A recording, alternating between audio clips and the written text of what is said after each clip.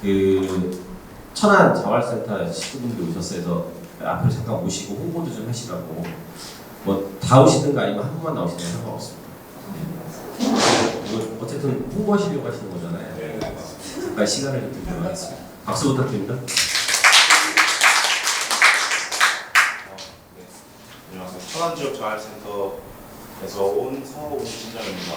네, 올해 이제 뭐 출장세차 사업도 아니라 누룽지 사업도 이제 이사 가서 이렇게 새롭게 더 잘 뿌리고 해가지고 홍보차 이제 열병지로 뽑아서 드렸고요. 이제 누룽지 같은 경우는 선물용이나 박스 포장, 뭐 그다음에 화학 포장해서 이렇게 또 팔고 또 어르신들이나 또 어린이들 뭐 남녀도 가리지 않고 간식으로 이렇게 드셔도 귀여운 거 드셔도 굉장히 좋은 거라고 생각하고, 그다음에 출장 세차 같은 것도 이렇게 오셔가지고 하는 게 아니고 저희가 직접 찾아가서 출장 세차를 하고, 그다음에 다른 일반 기업들보다 되게 굉장히 저렴하게 하는 거니까 많이 찾아주셨으면 좋겠어요. 이제 그 출장 세차 같은 경우는 물을 사용하지 않고 물을 되게 그냥 한 100ml, 150ml 정도만 사용하고 약품을 이렇게 사용해서 광택을 내는 세차이기 때문에 환경 오염도 안 되고, 그러니까 많이 찾아주셨으면 좋겠습니다. 감사합니다.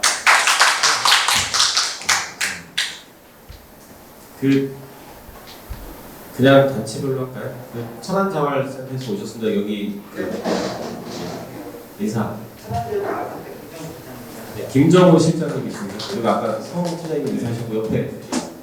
안녕하세요. 천안지역자활센터 하고 있는 강혜련입니다. 네, 강혜련이요. 팀장님? 네. 오늘 홍주선 선생님은 다른 급한 업무가 있어서 오시고 뒤에 그 충남 사회기업 협의회에서 남현정 팀장님 나와있습니다. 옆에 충남 마을기업 지원 기관장님이신 정희연 단장님이십니다. 충남 사회기업 마을기업 지원단에 두 분, 사업을 몰라서 두 분은 직접 인사하시죠. 안녕하세요. 마을기업 중개업이랑 오명래라고 합니다. 천안 마을기업 전기관 박경주라고 합니다. 충남 사회기업 지원센터에서 오셨죠. 네, 인사. 안녕하세요. 충남사회센터 성장지원팀 신병철입니다. 신병철. 신병철. 이병철이면 예, 쌈싸. 한 분은 지금 잠깐 나가신 것 같고, 그리고 즐거운 밥상 박찬모 대표님 잘 지내고 계시구나. 충남 사회경제 네트워크 데이트 푸드 솔루션의 우리 신재호 대표님. 즐거운 밥상은 아시죠? 설명하죠. 신재호 대표님은 요리를 하고요. 요리 같은 걸 강의도 하고 이런 걸 하세요. 그리고 되게 외국에서 자격증을 따시더라고요. 그래서 명함을 받으면 막 양양 영어입니다. 천안 돌봄 지원센터의 정경록 대표님 모셨습니다. 자활분들은 다 잘 아시죠? 네. 그리고 우리 브레인 MRO 김효열 대표님 사회적 교육입니다. 그리고 오늘 어쨌든 이 자리를 준비해 주신 게 팔로기금위원회, 팔로기금 촉진위원회 위원장님이신 주평탁 대표님 앞으로 모셔서 인사 말씀.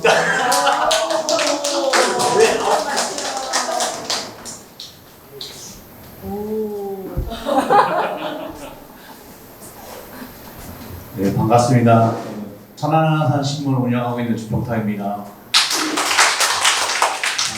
팔로기금 촉진위원회가 활동을 열심히 해서 정말 팔로가 열리고 기금이 잘 조성돼서 다 같이 상호 발전할 수 있는 토대를 마련해 봤으면 좋겠습니다. 오늘 이렇게 강의를 잘 듣고 많이 배워서 또 같이 논의할 수 있는 자리를 이후에 또 한번 마련하도록 하겠습니다. 감사합니다. 팔로면 팔로지 왜 기금이 붙어 있냐 이렇게 얘기를 하실 수도 있을 것 같아요. 지금 막 들으셨는데 인사 못했었는데 충남 사회경제 지원센터의 스텝 인사하세요. 자리에 네, 충남 타격센터 손종원 팀장입니다. 잘 부탁드리겠습니다. 그 팔로가 왜 기금이 붙어 있냐라고 하시는데, 예. 사실 이제 팔로를 개척한다고 했을 때 저도 이제 그 어저께도 설문조사를 봤더니 사회적 기업들은 팔로에 대한 요구가 어쨌든 많습니다. 그 했을 때 개별 기업만 이제 성장하고 이것이 다시 지역으로 재순환되거나 하는 지점이 좀 약해서 팔로를 개척하는 것이 그 특정 기업에 좀 집중되는 것이 아니라 이것이 다시 지역으로 순환되기 위한 방법 중에 뭐가 있을까라다 사회연대 기금이 고민이 좀 있었고요. 그래서 팔로가 늘어나는 만큼 이것들이 다시 지역사회에 수렴될 수 있게 기금이라는 부분을 같이 고민했으면 좋겠다 위원회에서. 그래서 애초에 의도가 그렇게 담겨 있어서 팔로 기금 촉진위원회라고 해서 위원회에서는 팔로만 생각하지 말고 어떻게 지역 순환을 할 건지 기금화할 건지 또 같이 고민하는 걸 과제로 일부러 던져놨습니다. 그래야 공공성들을 좀 더 담보할 수 있지 않겠냐. 그래서 거기에 또 합의해 주셔서 이렇게 진행되고 있다는 말씀을 드리고요. 바로 저는 제가 인사를 안 했고 저는 천안 사회경제연대에서 집행위원장을 맡고 있는 장동순이라고 합니다. 반갑습니다. 왜 안 오죠? 공무원 두 분이 왜 안 오냐 해서 인사를 하고 하려고 했더니 그냥 시작을 해야 될 것 같습니다. 나머지 분들이 너무 기다릴 수 있으니까. 그래서 오늘 그 팔로기금 촉진위원회 지난번에 그 첫 번째 모임에서 위상과 과세를 이야기 나눴고 그 이야기하는 과정에서 좀 다른 지역 사례를 주신 좀 얘기를 해봤으면 좋겠다. 그래야 조금 더 쉬울 것 같다라는 의견이 나와서 보시는 것처럼 좀 약간 사례를 통해서 다른 지역에서 어떻게 공공시장에 좀 진입을 하고 있는지 뭐 이런 이야기를 같이 나눠보려고. 그다음에 우리들은 그런 걸 하기 위해서 어떤 근육을 키워야 되냐, 공공시장에 진출하면서 우리들이 가져야 될 근육은 뭐냐, 아니면 또 행정과의 거버넌스, 제일 어려운 과제죠. 이런 것들도 어떻게 풀어야 되냐 이런 이야기를 오늘 하게 될 것 같습니다. 그래서 그 사회적 기업이라는 세상의 대표이사를 맡고 계시고요. 그리고 서울시 사회적경제지원센터 동공부대 영업지원단 단장을 맡고 계신 이철정 대표님을 박수로 모시도록 하겠습니다.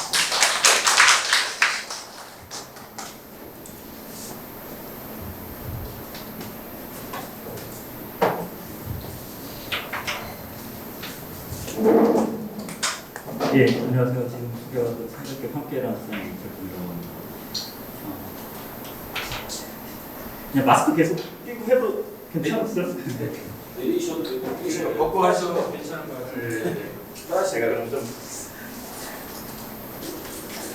요즘 하도 조심스러워요. 막 강의하고 다음 날 그 빌딩에서 확진자 나와가지고 빌딩 막 폐쇄되고 막 이런 경우들을 보게 되고, 저희가 혁신파크, 서울 혁신파크에 사무실이 있는데 그쪽으로 그 건물에 상주하고 있는 직원 그 아버님이 또 확진되셔갖고 막 다들 재택근무하고 뭐 그런 상황들이 있다 보니까 요즘 코로나 때문에 이게 그 발언을 많이 해야 되는 이런 자리에서는 마스크 벗는 게 조심스러워지더라고요. 진짜 이제 위드 코로나라고 자꾸 얘기하는데 진짜 같이 코로나 상황 속에서 어떻게 살아가야 되는지 고민해야 될 것 같고, 공공시장도 사실은 코로나 때문에 굉장히 많은 상황 변화 수준이 아닙니다. 그 업종이나 분야에 따라서는 상반기 매출 제로 뭐 이런 데들이 진짜 뭐 시체말로 얘기하면 천재 삐까리다 막 이런 얘기가 나올 정도로 문화예술, 뭐 행사 뭐 이런 것들은 상반기에 진짜 전멸하다시피 한 상황이 있었고요. 여행, 공정여행 뭐 이렇게 하는 특히 해외 쪽으로 공정여행 하는 사회적 기업들 같은 경우에는 그냥 문 닫은 거죠. 그 폐업 신고만 안 했지. 그 정부에서 주는 여러 가지 휴업 조치에 따른 지원금도 직원들 급여 70% 뭐 이런 식으로 진행을 하고 있지만 사실은 활로가 이렇게 보이는 상황이 아닌 거죠. 그만큼 이 코로나 상황이 뭐 민간 시장과 공공 시장은 불문하고 다 영향을 미쳤는데요. 그래도 우리가 학습된 게 있지 않습니까? 경제가 좋아질 때는 민간 시장을 많이 타겟팅하게 되고 경제가 어려워지면 확장되는 시장이 어디입니까? 공공이 확장대정으로 굉장히 많은 것들을 풀어나가죠. 올해도 추경을 3차까지 하고 올해가 슈퍼 추경에 슈퍼제 역대 최대 예산 이랬지만 내년은 더 할 거거든요. 공공밖에 풀 데가 없는 상황이 되기 때문에 지금 사실 이 위기 속에서 사회적 경제 쪽이 접근을 해볼 수 있는 시장 그리고 관심을 둬야 되는 영역은 여전히 또 공공시장일 수밖에 없다. 요즘 사회적 경제에 계신 분들 종종 몇 군데 이렇게 전화 오시는데 그래도 좀 살만하다고 하는 업종이 있어요. 소득 방역. 예전에 비해서 그쪽은 진짜 로드 걸릴 정도로 업무량이 늘어있죠. 근데 소득 방역도 사람이 다 하는 거다 보니까 어차피 매출이 늘면 거기에 따른 인력이 늘어야 되는 거고 엄청난 부가가치를 형성한다기보다는 예전에 비해서 매출을 그리고 일감 확보하는 데 어려움이 있던 것들을 좀 해소하는 차원에서 공공에서 계속 이제 소득 방역을 일상화하고 있기 때문에 저도 사무실에 있으면 한 달에 한 번은 사무실에서 쫓겨나는 것 같아요. 계속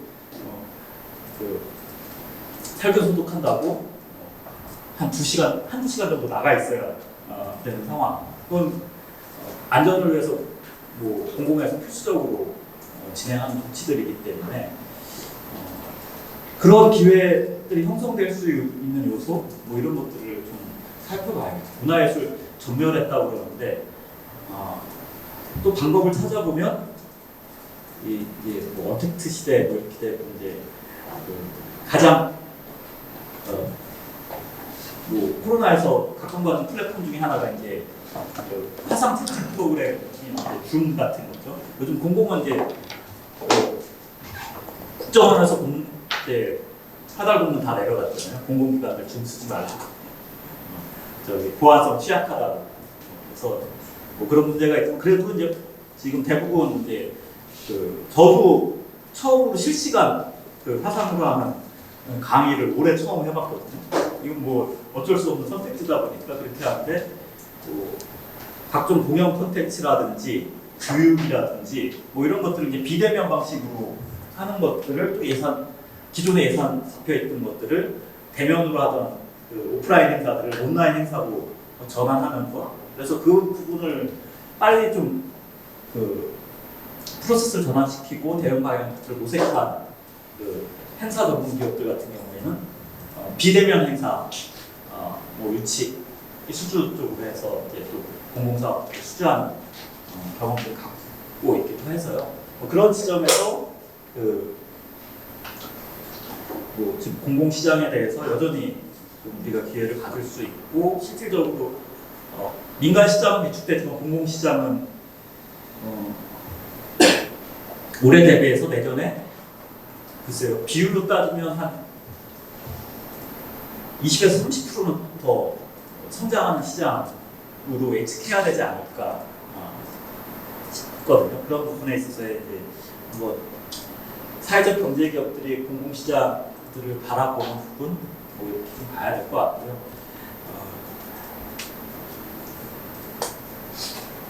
요즘은 제가 이 장표 띄워놓고 사회적 경제에 계신 분들한테 이런 말씀 하시지 말라고 그래요. 저도 이제 이해 못 해드리겠다고 얘기 드리거든요. 조달 시장에서 지금 사회적 기업들이 연매출이 조달 영역에서 연매출 가장 높게 올리는 사회적 기업이 얼마 정도 매출할 것 같으세요? 이거 300~400억.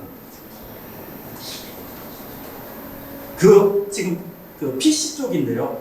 그 업체가 불과 10년도 안 된 2010년, 11년, 12년 뭐 이때 연매출이 10억이 안 됐어요. 막 PC 제조 시작한 지 얼마 안 된 중증장애인 생산 장애인 시설 사회적 기업이었는데 지금 연매출 조달 시장이 300억 원이에요. 그 2등 쫓아가는 또 사회적 기업이 200억 정도 돼요. 뭐 사무용 가구 쪽도 몇십억씩 하는 사회적 기업들이 있습니다. 요즘 또 공공시장에서 없어서 못 구한 제품이 있죠. 지금 막 벗은 마스크 제조하는 사회적 기업들이 있습니다. 마스크가 이제 대박이 나니까 최근에 서울에도 한 곳 새로 생산 시작한 곳 화성 시흥에서도 마스크 제조 시작한 데들 봤습니다. 요건 이제 미세먼지 마스크인데 요즘 또 비말 마스크 하겠다고 나서는 사회적 기업들이 있습니다. 그 공공시장이 허들들이 있고 여러 가지 제도라든지 그 규제들이 있긴 하지만 그것들을 풀어나가면서 사회적 기업 지위들을 적극적으로 활용해갖고 몇 년 사이 비약적으로 공공시장에서 매출들을 성장시키고 있는 뭐 사회적 기업, 협동조합 뭐 이런 것들이 나오고 있습니다. 저희가 지금 작년 연말 올해 연초에 갖고 LH 쪽에 이제 그 연구 과제가 그거였거든요.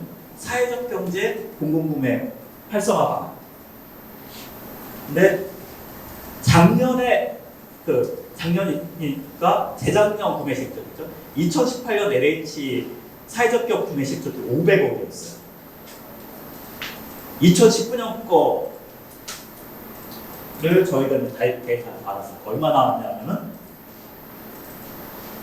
700억 했어요. 사회적 협동조합도 150억 구매했어요. 그리고 총 그 사회적 기업하고 사회적 협동조합 구매 실적해서 850억을 LH가 구매를 했더라고요. 전년 대비 200억이 늘었어요. 500억 했던 게 700억. 그래서 그 부동의 1위가 있었거든요. 공공기관들 사회적 기업 구매 실적 부동의 1위가 있었어요.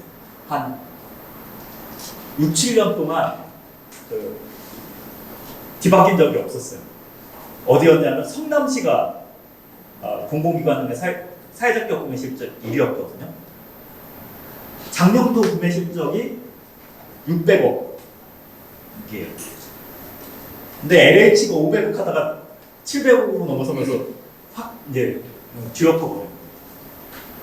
그 정도로 지금 공공기관들에서 보면 굉장히 적극적으로 구매들을 넓혀 나가려고 하는데 저희가 이제 서울시 공공구매 영업지원단을 하잖아요.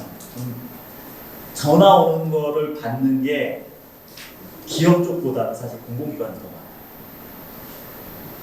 구매를 하려고 하는데 우리가 뭐 마스크를 구매하려고 하는데 마스크를 어쨌든 뭐 구매 양이 있을 거고 또 원하는 단가가 있을 거 아닙니까?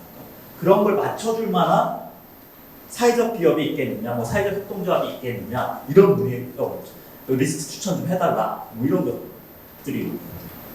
그럼 뭐 어느 정도 좀 종목들이 기업들이 갖춰진 데들은 저희가 추천이 되지만 안 돼 있는 데들은 뭐 이제 서울 공공구매 지원단이 서울에서 막 찾다가 안 보여요. 경기를 막 뒤져도 또 안 보여요.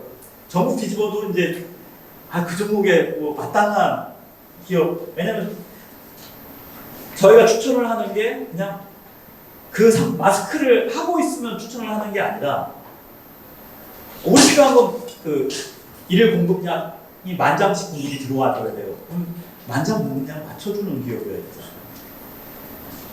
그러니까 생산성이라든지 가격 경쟁력이라든지 이런 것들이 그걸 무시하고 뭐 생산성도 안 나오고 가격 경쟁력도 안 나오는데 무조건 구매해 줄 수 있는 우선 구매 제도는 아니고, 만약에 100원에 살 수 있는 걸 사회적 경제 기업이라고 150원에 사주잖아요. 감사해서 다 징계했어요. 그럴 수 없는 거예요. 제가 항상 말씀드리는 것 중에 하나가 공공의 임계점은 10%입니다.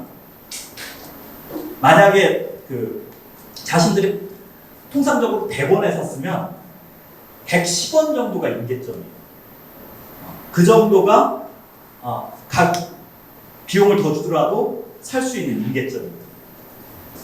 근데 공공기관들 입장에서도 우리가 110원까지는 양보해 줄 수 있겠는데 저는 100원에 사도 110원에 사줄 수 있어. 110원까지는 해줄 수 있어. 근데 150원 들고 오는 거 너무하지 않냐?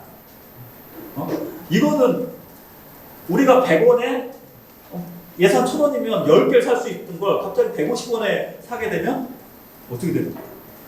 3분의 1을 구매해야 돼. 6, 7개밖에 못 사게 되는 상황이 되거든요. 그럼 예산에 있어서의 어떤 효율, 적정 집행성들이 굉장히 훼손되는 현상들이 생기는 거죠. 지금 정부에서 최저가 입찰을 굉장히 이제 제한하고 있는 상태예요. 최저가 입찰은 계속 축소되고 있는 상황이고 사라지고 있는 상황이에요. 그만큼 아주 높은 이익률을 바라보기에도 어려운 시장이지만 막 무한 경쟁 치킨 게임 하듯이 막 그래갖고 이제 저가 경쟁으로 막 내몰리는 상황에 있어서도 일정 정도 제도적으로 보호하는 시장이고, 그럼 그런 부분에 있어서 실질적으로 지금 사회적 경제 쪽이 공공이 갖고 있는 허들에 대한 문제들을 제기하기보다 이미 선발 사회적 경제 기업들, 이미 공공시장에 좀 어느 정도 진입하고 자리를 잡은 사회적 경제 기업들 입장에서는 속내는 이럴 수도 있어요. 그냥 이대로요. 이 정도 허들이 있는 거 너무 좋아. 이 정도 규제 있는 거 우린 넘어섰으니까. 그래서 이런 지금 공공에서 받고 있는 어떤 규제라든지 자격 요건이라든지 거래 관행들에 대해서 공공에 대한 문제 제기를 하기에는 점점 이제 사회적 경제가 문제 제기하는 부분의 어떤 논리가 취약해지는 거죠. 그걸 극복한 사회적 경제 기업들이 자꾸 생기고 거기서 이미 성과를 올리는 사회적 경제 기업들이 생기고 있는 상황이다 보니까 일정 정도 제도를 개선해야 되는 건 꾸준히 계속 해야 합니다. 그런 것들을 압박을 해나갈 필요는 있겠지만 그거와 별개로 개별 기업 입장에서는 그 허들을 뛰어넘을 수 있는 것들을 이 현실의 장벽들을 넘어서는 역할들을 개별 사회적 경제 기업들 입장에서 해주셔야 돼요. 가장 아주 필수적인 거죠. 이거 얘기하면 입 아픈 얘기인 거죠. 너무나 잘 알고 있는 얘기인 거고 그런 지점에 있어서는 맞춰 나가야 되는 부분입니다. 다시 한번 제가 아까 300억짜리 기업 상황을 얘기를 드리면 지금 나라닥터 종합 쇼핑몰에 그 1등하는 사회적 기업서부터 지금 한 수십 개 사회적 기업, PC 제조하는 수십 개 사회적 기업이 나라닥터 종합 쇼핑몰에 올라와 있거든요. 왜냐면 이제 마스통에서 그렇게 구매가 많이 생겼다고 하니까 너도 나도 이제 어떻게든 나라닥터 종합 쇼핑몰에 컴퓨터들을 이제 상품 등록을 하고 올려낸 거죠. 자기 요건을 까더라도. 근데 그거 등록하면 되겠지 했는데 안 돼요. 이 경우도 못하겠네요. 1등하는 사회적 기업은 연간 몇백억 매출이니까 컴퓨터 그냥 대당 100만 원이라고 하면 1억이면 100대잖아요. 그럼 10억이면 1000대고 100억이면 10,000대예요. 300억이면 3만 대입니다. 3만 대를 생산하는 원가 경쟁력하고 우리는 공공시장에 이제 한 5억 아프네. 500대예요. 3만 대하고 500대하고 어떤 제가 나라닥터 종합 쇼핑몰에서 5억 매출 정도 하는 사회적 기업 대표 임원분한테 얘기를 드는 건데 1등하는 거기는 윈도우를 3만 카피를 1년치 계약해갖고 한 카피당 10,000원에 사고 근데 우리는 한 카피당 1년 구매하고 딜을 할 수 있는 게 500카피밖에 안 되잖아요. 저기 3만 카피고. 5만 원이에요. 그럼 그 1등하는 사회적 기업은 우리는 이미 컴퓨터 판매 가격을 4만 원을 낮춰줄 수 있는 윈도우의 공급가가 저쪽은 5만 원에 가지고 우리는 만 원에 가지고 이런 지점들이 또 규모화돼서 생긴 것도 있지만 일정 정도 도전적으로 그 1등하는 기업이 그런 원가 절감을 하기 위한 왜냐하면 그 기업은 사회적 경제하고 지금 경쟁하고 있는 상황이에요. 다른 조달 PC 업체들하고 진짜 극심한 그 규격, 가격 뭐 이런 것들 원가 경쟁을 하고 있거든요. PC 조달 시장에서. 그러니까 미리 그런 것들을 맞춰 나가는 작업들을 하면서 그것이 이제 일정 정도 수준에 올라오고 사회적 기업들한테 주는 가산점 제도가 이 2단계 경쟁 입찰이라는 곳에 있는데 거기서 이제 그걸 먹고 가요. 그걸 영리 기업들하고 경쟁하면서 점유율을 높인 거예요. 사회적 경제가 갖고 있던 시장에서 점유율을 높인 게 아니라 다른 영리 기업들이 갖고 있는 시장에서 그 가격 경쟁력을 갖추기 위한 원가 절감들을 할 수 있는 방안에 대한 선투자를 통해서 이미 일반 경쟁 업체들이 갖고 있던 가격 경쟁력에 근접한 상태들을 만들어가요. 그것이 이제 그 일종의 선순환고리, 성장을 위한 선순환고리가 형성되면서 10억 매출하던 게 그 다음에 막 30억, 그 다음에 막 70억, 100억, 뭐 200억, 300억 이렇게 비약적으로 매출을 키우는 단계로 가는 거죠. 품질력의 가성비, 특히 공공은 가성비라는 것을 따질 수밖에 없거든요. 그러니까 아주 높은 가성비를 얘기하는 게 아니라 예산 대비 맞춰지는 가성비가 필요로 해요. 아주 초저가 상품을 요구하진 않지만 우리가 이걸 수행 단가를 개당 100원을 잡았으면 100원에 맞춰줄 수 있는 그리고 그 단가 자체가 물가정보진이 뭐 이런 것에 대한 어떤 원가 산출 기준이 있거든요. 정부는. 그래서 이 원가 산출 기준이 조금 현실에 안 맞는 경우들이 있어요. 그래서 과도하게 지금 시장가보다 높은 원가 산출 기준일 때도 있고요. 옛날 기준이어갖고 원가가 많이 올라갔는데 원가가 좀 낮게 산출되는 기준도 있을 수 있습니다. 그거는 그 업종별로 제도 환경을 개선해야 되는 요소인 거고요. 실질적으로 필요로 하는 그 규격에 대한 가성비들을 맞추는 것들 뭐 이런 것들을 좀 해주셔야 되고요. 공공시장에서 특히 그 제가 지금 조금 전에도 통화하느라고 좀 늦게 들어왔는데 저희 감님하고 통화한 거예요. 제 감님이 어디 계세요? 공무원분들이 있죠. 근데 공무원분들하고 통화하는 부분에 있어서 그리고 통화가 중요한 게 아니라 이 발주처잖아요. 거래처 관리하는 데 있어서 특히 그 행정적인 부분에 대해서 이 공공은 굉장히 중요하거든요. 법에 의해서 계약을 하잖아요. 지방자치단체는 지방자치단체를 당사자로 하는 계약에 관한 그리고 뭐 LH나 뭐 통일군이 뭐 이런 식의 정부 부처는 국가를 당사자로 하는 계약에 관한 법률. 이거에 의해서 그 범위의 방식에서 벗어날 수 없어요. 임의적 자율권을 행사할 수 있는 게 거의 없어요. 계약 방식에 대해서 소액 수익 계약이라고 해서 2천만 원까지 한도가 확대되겠죠. 2천만 원까지는 비교 견적 안 받고 단독 견적에 의한 수익 계약 할 수 있어. 이렇게 돼 있어요. 법으로 그렇게 돼 있어요. 근데 왜 안 해도 이렇게 얘기하시잖아요. 2천만 원까지 그냥 우리가 견적서만 내면 계약할 수 있잖아. 근데 다른 게 걸려들어요. 감사제도라는 게 너 왜 그 기업하고 계약했어? 이걸 소명해야 해요. 그러면 아무리 1인 견적에 의한 수익 계약이라 하더라도 그 근거가 있어야 되잖아요. 이 기업은 뭐 가격이 좋았다든지 상품 경쟁력이 좋았다든지 뭐 이 기업밖에 뭐 이 기업만 특허권을 갖고 있어갖고 이 기업하고밖에 계약을 할 수 없었다든지 뭐 이런 게 있어요. 사회적 기업이라서 수익 계약해줬다? 야, 그 종목에 해당되는 사회적 기업이 몇 개인데 청소업종 사회적 기업, 인증 사회적 기업만 전국에 몇 개가 있어요. 거의 뭐 1, 200개 될 거예요. 그럼 그 청소업종 수익 계약을 했는데 인증 사회적 기업이 1, 200개나 그 종목에 있는데 왜 그 100개 중에서 굳이 그 A라는 기업하고 수의 계약을 했는데 이런 지점들이 계속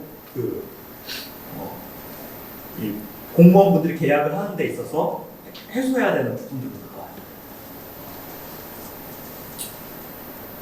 그러면 그런 것들을 맞춰줄 근거들을 미리 준비하고 행정적으로 저희는 그래서 1타 3피 4피 얘기도 나오잖아요.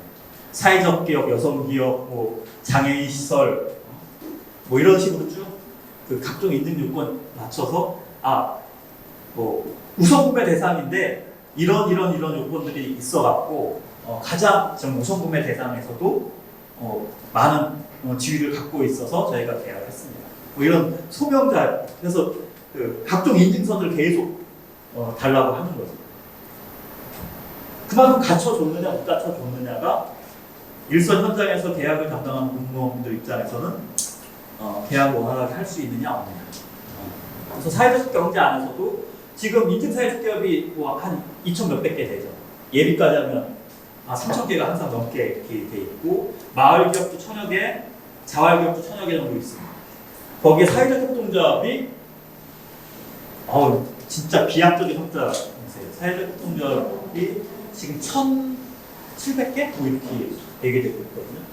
아마 한 내년 후년쯤이면 오히려 인증 사회적 기업 숫자를 사회적 협동조합이 넘어설 수 있겠다 이렇게 보입니다. 그러면 일반 협동조합 빼고도 한 7,000개, 8,000개의 사회적 경제 기업이 있어요. 거기다 일반 협동조합 붙여버리면 2만 개, 3만 개의 얘기가 되거든요. 그 안에서의 격차들이 생기기 시작했어요. 이것을 인식하셔야 돼요. 제가 처음 사회적 기업 인증 받았을 때가 2007년입니다. 저희가 첫 인증 사회적 기업 중에 하나예요. 33개. 2007년에 첫 인증 사회적 기업 33개일 때 하고 지금 2,500개 얘기할 때하고 상황 완전히 달라요. 사회적 기업만 높게 얘기해요. 동종 종목에서 경쟁 관계가 형성되고 공공시장에서 연매출 몇백억 하는 데서부터 아직 공공시장 매출이 하나도 형성 안 된 기업까지 이게 이미 벌어진 거예요. 초기 단계에서는 그런 것들이 갭이 형성이 안 됐었는데 이미 사회적 경제 생태 안에서 기업들 간의 격차가 형성이 돼 있고 하나로 모아진 뭐 대우가 형성되기는 어렵다고 봐야 될까요? 이미 나는 노력해서 공공시장에서 점유율을 형성했고 성장해가고 있어. 근데 왜 내가 애써서 만들어간 그 시장을 왜 같이 나눠줘야 돼? 이런 문제를 노력해서 공공시장을 점유한 사회적 기업이라든지 사업에서 생길 수 있죠. 그리고 후발이라서 이제 막 진입하고 우리도 공공시장을 가져가야겠는데 무턱을 좀 낮춰달라고 계속 요구하는 또 스펙트럼 단위에 있는 곳들이 있는 거예요. 제가 말씀드리고 싶은 건 전체적인 대우 부분보다는 결국은 이제 사회적 경제를 위한 우선구매, 공공시장에서의 어떤 우선구매 시장의 환경들이 사회적 경제 조직들이 많아지면서 그 안에서의 환경도, 그러니까 공공시장의 환경만이 아니라 사회적 경제 기업 간의 환경도 많이 바뀌었다는 생각합니다. 제가 10년 전에 공공시장 떠들 때하고 지금하고 이게 선발 기업들 같은 경우에는 저 같은 사람 입 닫고 다녔으면 좋겠다 이렇게 얘기할. 근데 지금 아마 뭐 여기 강의 듣시는 분들의 상당수에 해당하는 기업들이 후발 기업이시지 않을까 싶어요. 뭐 선발 기업 얘기 되려고 하면은 공공시장에서 그래도 최소 연매출 한 10억 이상 넘어간 단위 정도 돼야 되지 않을까 싶고, 이제 10억을 아직 형성하지 못한 교섭 단위, 몇천 단위, 아예 매출이 없는 단위는 이제 막 진입기, 모색기를 하셔야 되는 거고, 뭐 성숙기까지 안 가고 있는 성장기를 탐색하셔야 되는 기업들이니까 그런 부분들을 어떻게 해소할지에 대한 부분이 필요하고요. 상품력으로 집중을 해주셔야 되는 부분이 됩니다. 사회적 공공은 이제 어느 정도 다 알아요. 사회적 기업에 대해서 의무적으로 구매해줘야 되고 막 이런 것들 목표를 채워야 되고 구매율을 채워야 되거든요. 구매 가이드라인이 다 있어요. 구매율 가이드라인이 있어서 그 부분까지 다 올려야 되기 때문에 안 그래도 사회적 기업 사야 되는데 뭐 이런 식으로 오히려 반겨주는 경우들도 생겨요. 지금 우리 구매 목표율에서 지금 한 1억 정도 모자른데 막 이러면서 공공기관이 전화가 더 많이 온다고 말씀드렸잖아요. 그게 뭐냐면 구매율 채우려고 그래요. 저번 주 금요일에도 목요일에 제가 한전의 서울공주 관계자를 만났는데 거기도 우리 맨날 구매율이 낮아갖고 그거 등급 못 채운다고 우리가 구매할 품목들 그 리스트 보내드리면 좀 기업 좀 소개 좀 해줄 수 있게 이러면서 찾아와. 그런데 그 부분에 있어서 실질적으로 아까 말씀드린 이제 상품력이 가장 핵심이에요. 그리고 공공은 계약을 했으면 그거에 따른 성과가 동반돼요. 그 성과를 만들어줄 수 있는, 그러니까 사회적 기업 구매 실적에 대한 성과가 본질이 아니죠. 계약 절차, 구매 절차는 그 계약을 통해서, 구매를 통해서 이루어야 되는 사업 성과가 있어요. 사업 본질 성과. 만약에 교통과에서 무슨 교통 표지판을 구매한다. 교통 표지판의 가시성이 좋아져갖고 뭐 사고율이 떨어졌다든지 뭐 이런 것들을 해야 되는 거잖아요. 그럼 그 가시성이 좋아져. 표지판이 어디 거냐? 이 부분으로 만들어줘야 되는 거죠. 그러니까 가시성이 좋아서 구매를 해줬는데 구매를 하려고 우리 사회적 기업 이거 금상첨화야. 내가 그냥 상품도 되고 우리 사업 성과도 낼 수 있는데 사회적 기업이면 뭐 더 고민할 거 없지. 이런 부분들이 맞춰져야 돼요. 저희가 작년 올해에서 사회적 기업 그 진흥원의 이제 공공시장 컨설팅을 하는데요. 제일 어려운 케이스들이 그거예요. 상품 경쟁력이 떨어지는 수준이 아니라 아직 상품이 형성이 안 돼 있어요. 그러신 분들 굉장히 많아요. 근데 상품이 형성이 안 돼 있는데 공공 쪽에 자꾸 그 어필을 하시려고 해요. 근데 공공은 규격을 갖고 구매를 해야 되는데 단가도 안 나왔어. 규격도 안 나왔어. 계획만 갖고 얘기를 하자고 하니까 공공 쪽 입장에서 수요해주기 굉장히 나서기가 어려운 부분들이 있는 거죠. 공공은 실험적으로 계획을 갖고 우리 요즘 민간에 크라우드 하는 그 플랫폼들이 있죠. 뭐 아디즈니, 뭐 텀블벅이니 뭐 이런 식으로 계획만 갖고 있으면 그걸 그 계획에 손 투자해주고 나중에 상품으로 돌려받고 이렇게 되지만 공공은 그게 안 돼요. 완성된 걸 갖고 얘기해야 돼요. 그리고 시제품이 아니라 진짜 상시 판매가 되는 이미 상품이어야 돼요. 그런 것들이 되어 있어야 조달 시장에서 구매라는 것들이 가능해집니다. 그런 부분들에 있어서 선입견들이 있어요. 공무원분들이 꽤 이제 그래도 사회적 경제라는 것들이 이제 제도화되고 움직여지면서 또 우선 구매율 맞춰야 되고 하다 보니까 많이들 접하게 되다 보니까 준비 안 된 사회적 경제 기업들을 한두 번 접촉을 하게 되면 이런 선입견들이 좀 생겨 있으신 분 쪽에 계시거든요. 그러면 그런 선입견에 대해서 좀 극복을 해주셔야 돼요. 저런 사람하고는 안 돼, 뭐 이런 게 아니라 그건 옛날에 한번 그런 기업들이 있지만 지금의 사회적 경제 기업들은 중소기업도 마찬가지예요. 아주 경쟁력 있는 기업부터 경쟁력이 형편없는 기업까지 그냥 뭐 늘어져 있거든요. 거기서 좀 경쟁력이 취약한 기업을 한번 만나셨을 뿐인 거고 사회적 경제에서 경쟁력을 충분히 갖춘 기업들이 있다. 그 기업이 나다. 이런 식의 이제 접근들이 가능해지셔야 됩니다. 그리고 좀 그래도 사회적 경제라는 것을 어필할 때 우리가 어떤 사회적 기여들을 형성할 수 있는지에 대해서 이게 앞으로 가는 게 아니라 어쨌든 상품을 먼저 얘기한 다음에 그 다음에 사회적 가치에 대해서 선별해 줄 수 있는 것들이 필요하고요. 그리고 계약 절차나 계약에 구비되어야 되는 여러 가지 행정적인 부분들에 대해서 숙지하시고 학습하시고 접근이 돼야 됩니다. 뭐 나라장터 그 조달청에 등록하시는 것부터 제가 금요일 날 갔더니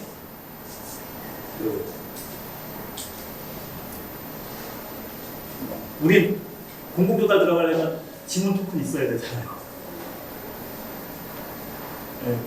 컨설팅 같은 데 지문 그런 게 있는지도 모르시는 게 어떻게 해요? 공공시장 하시겠다고 하는데 이건 컨설팅 사안이 아닌데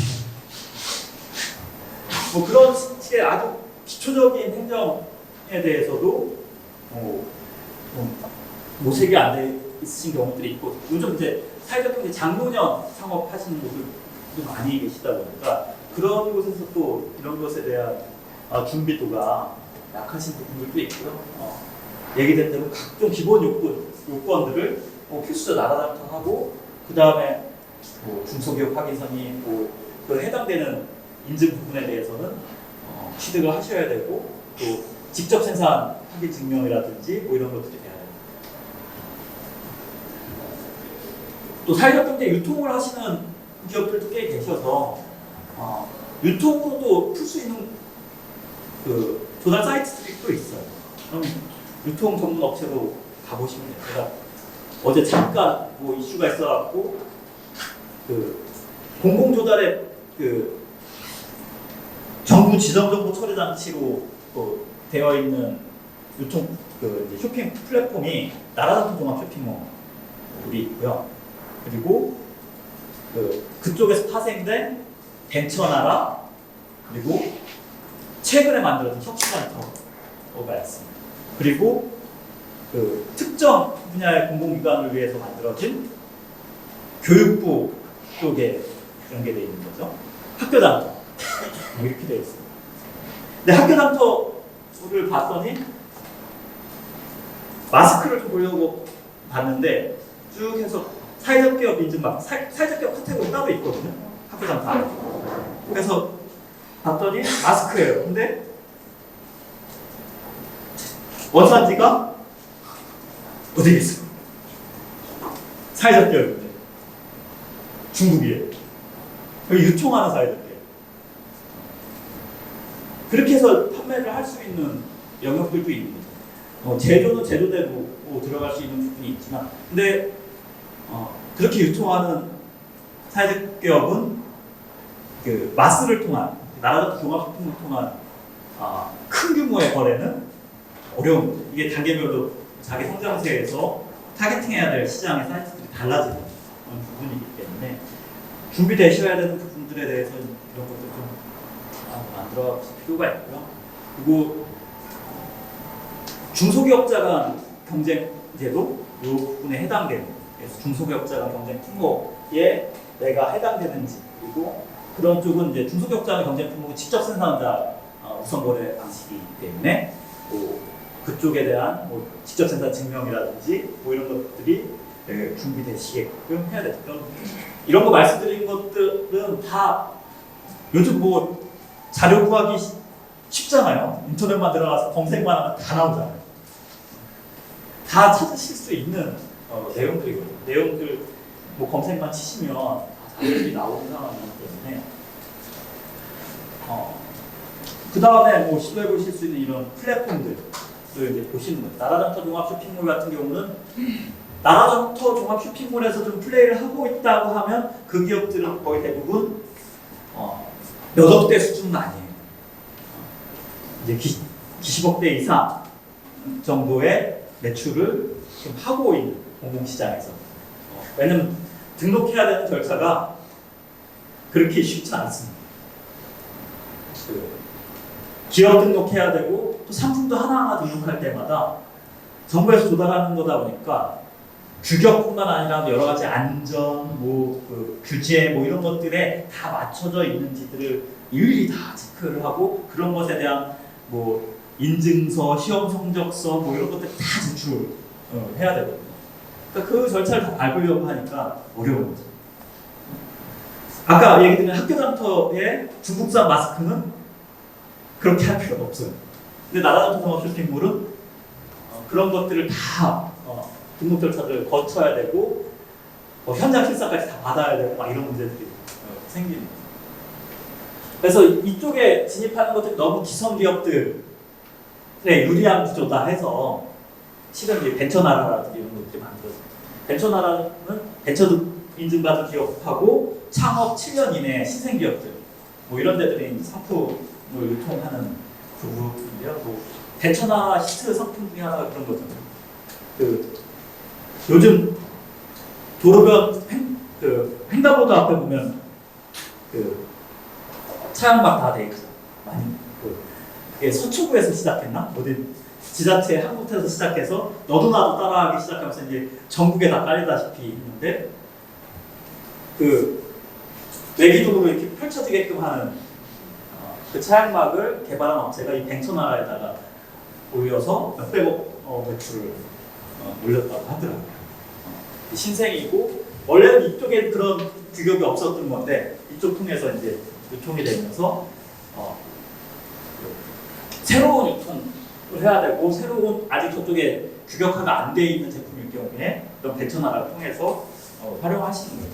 그래서 뭐 지금 시도해 보시는 사회적 경제 기업들 입장에서는 뭐 학교 장터라든지 벤처나라든지 혁신 장터가 저희도 이제 혁신 장터를 좀 세밀히 좀 살펴봐야 되긴 하거든요.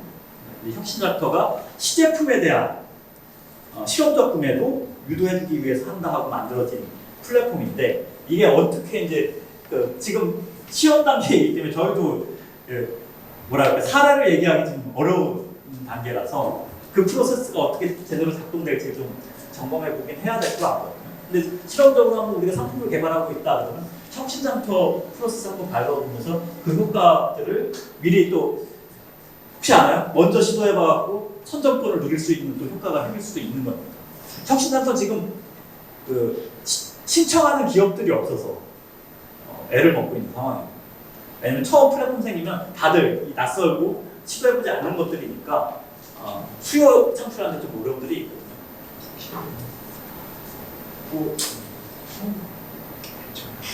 지금 사회적 경제 기업들 그리고 이제 모색기에 있는 기업들이 타겟팅해야 될 곳들은 수익이하 시장하고 그 2억 이하의 2억 미만의 이제 사업권들이라고 생각을 합니다. 너무 큰 사업은 스펙을 무시할 수가 없어요. 발주하는 입장에서 기업 경쟁력이라든지 기업의 실적이라든지 재무 역량이라든지 뭐 큰 프로젝트 같은 경우는 중간에 재정 흐름이라든지 문제가 생겼을 때도 그것도 커버칠 수 있는 기업의 어떤 재정 여건이나 뭐 이런 것도 되는지 뭐 이런 것들을 파악해야 되기 때문에 실질적으로 이행 실적이라든지 재무 성과에 대해서 높게 평가하지 않은 2억 미만 시장이 좀 타겟팅이 돼야 되고 올해 조금 그런 케이스가 생길지는 모르겠습니다. 뒤에 자료에 있지만 지금 사회적 경제기업 취약계층 고용 확인서가 나와 있는 사회적 경제기업들에게는 수익약 한도가 이제 법령 개정으로 시행령 개정으로 한도가 확대되겠죠. 5천만 원까지. 2천만 원까지가 1인 면적 수익약 한도잖아요. 근데 지금 사회적 경제기업한테는 단 취약계층 고용 확인서 발급받은 사회적 경제기업에는 5천까지가 수익약 한도입니다. 근데 올해 12월 말일까지는 얼마까지 확대되어 있냐면 1억까지로 수익약 한도가 확대되어 있습니다. 코로나 때문에. 그래서 7월 14일 날 시행됐어요. 2주 됐나요? 이제 7월 14일부터 시행이 된 거거든요. 긴급하게 국무회의에서 결정해갖고 시행령 개정해갖고 재난 상황일 경우에는 수익약 한도를 이렇게 확대할 수 있게끔 하고 그런 수익약 한도를 확대받을 수 있는 대상에 대해서 쭉 열거가 되어 있는데 거기에 사회적 경제도 들어가 있어요. 그래서 지금 올 12월 31일까지는 사회적 경제 기업은 취약계층 고용 확인서가 나와 있는 경우에는 1억까지 단독 견적에 의해서 수익이 가능합니다. 만약에 내가 좀 관계 밀도가 있고 거래가 지속적으로 있었던 공공기관들이 있다고 하면은 전에는 야 우리 뭐 알잖아 수익하고 5천까지밖에 안 되는 거기까지 해서 맞추자. 뭐 일례로 LH가 임대아파트 입주 청소를 5천까지 계약을 해줬어요. 수익계약 한번 5천이니까. 근데 지금 LH는 올 하반기에 1억까지 해줄 수 있는 거죠. 그것 때문에 너무 번거로워했어요. 어차피 그렇게 주려고 마음하고 있는데 한도가 5천이다 보니까 수익계약 5천으로 잘라서 했던 거죠. 근데 지금은 1억까지 줄 수 있는 거예요. 서울 SH공사 같은 경우는 그 집수리 사업, 저기 임대아파트에 주거환경개선 사업 입퇴소하면은 좀 개보수를 해줘야 되잖아요. 공사를 해야 되는데 그거를 거기도 이제 5천만 원 수익계약 했었던 건데 한도가 확대됐으니까 1억까지 갈 수 있고 이런 환경 변화는 이미 공공시장의 모색점을 잡아내고 좀 공공거래선들이 형성된 기업들이 정보를 빨리 캐치해가고 번거롭게 하지 말고 이제 뭐 5천이었던 거 1억까지 가능하니까 한번 그렇게 해봅시다. 뭐 이런 것들을 이제 시도해 볼 수 있는.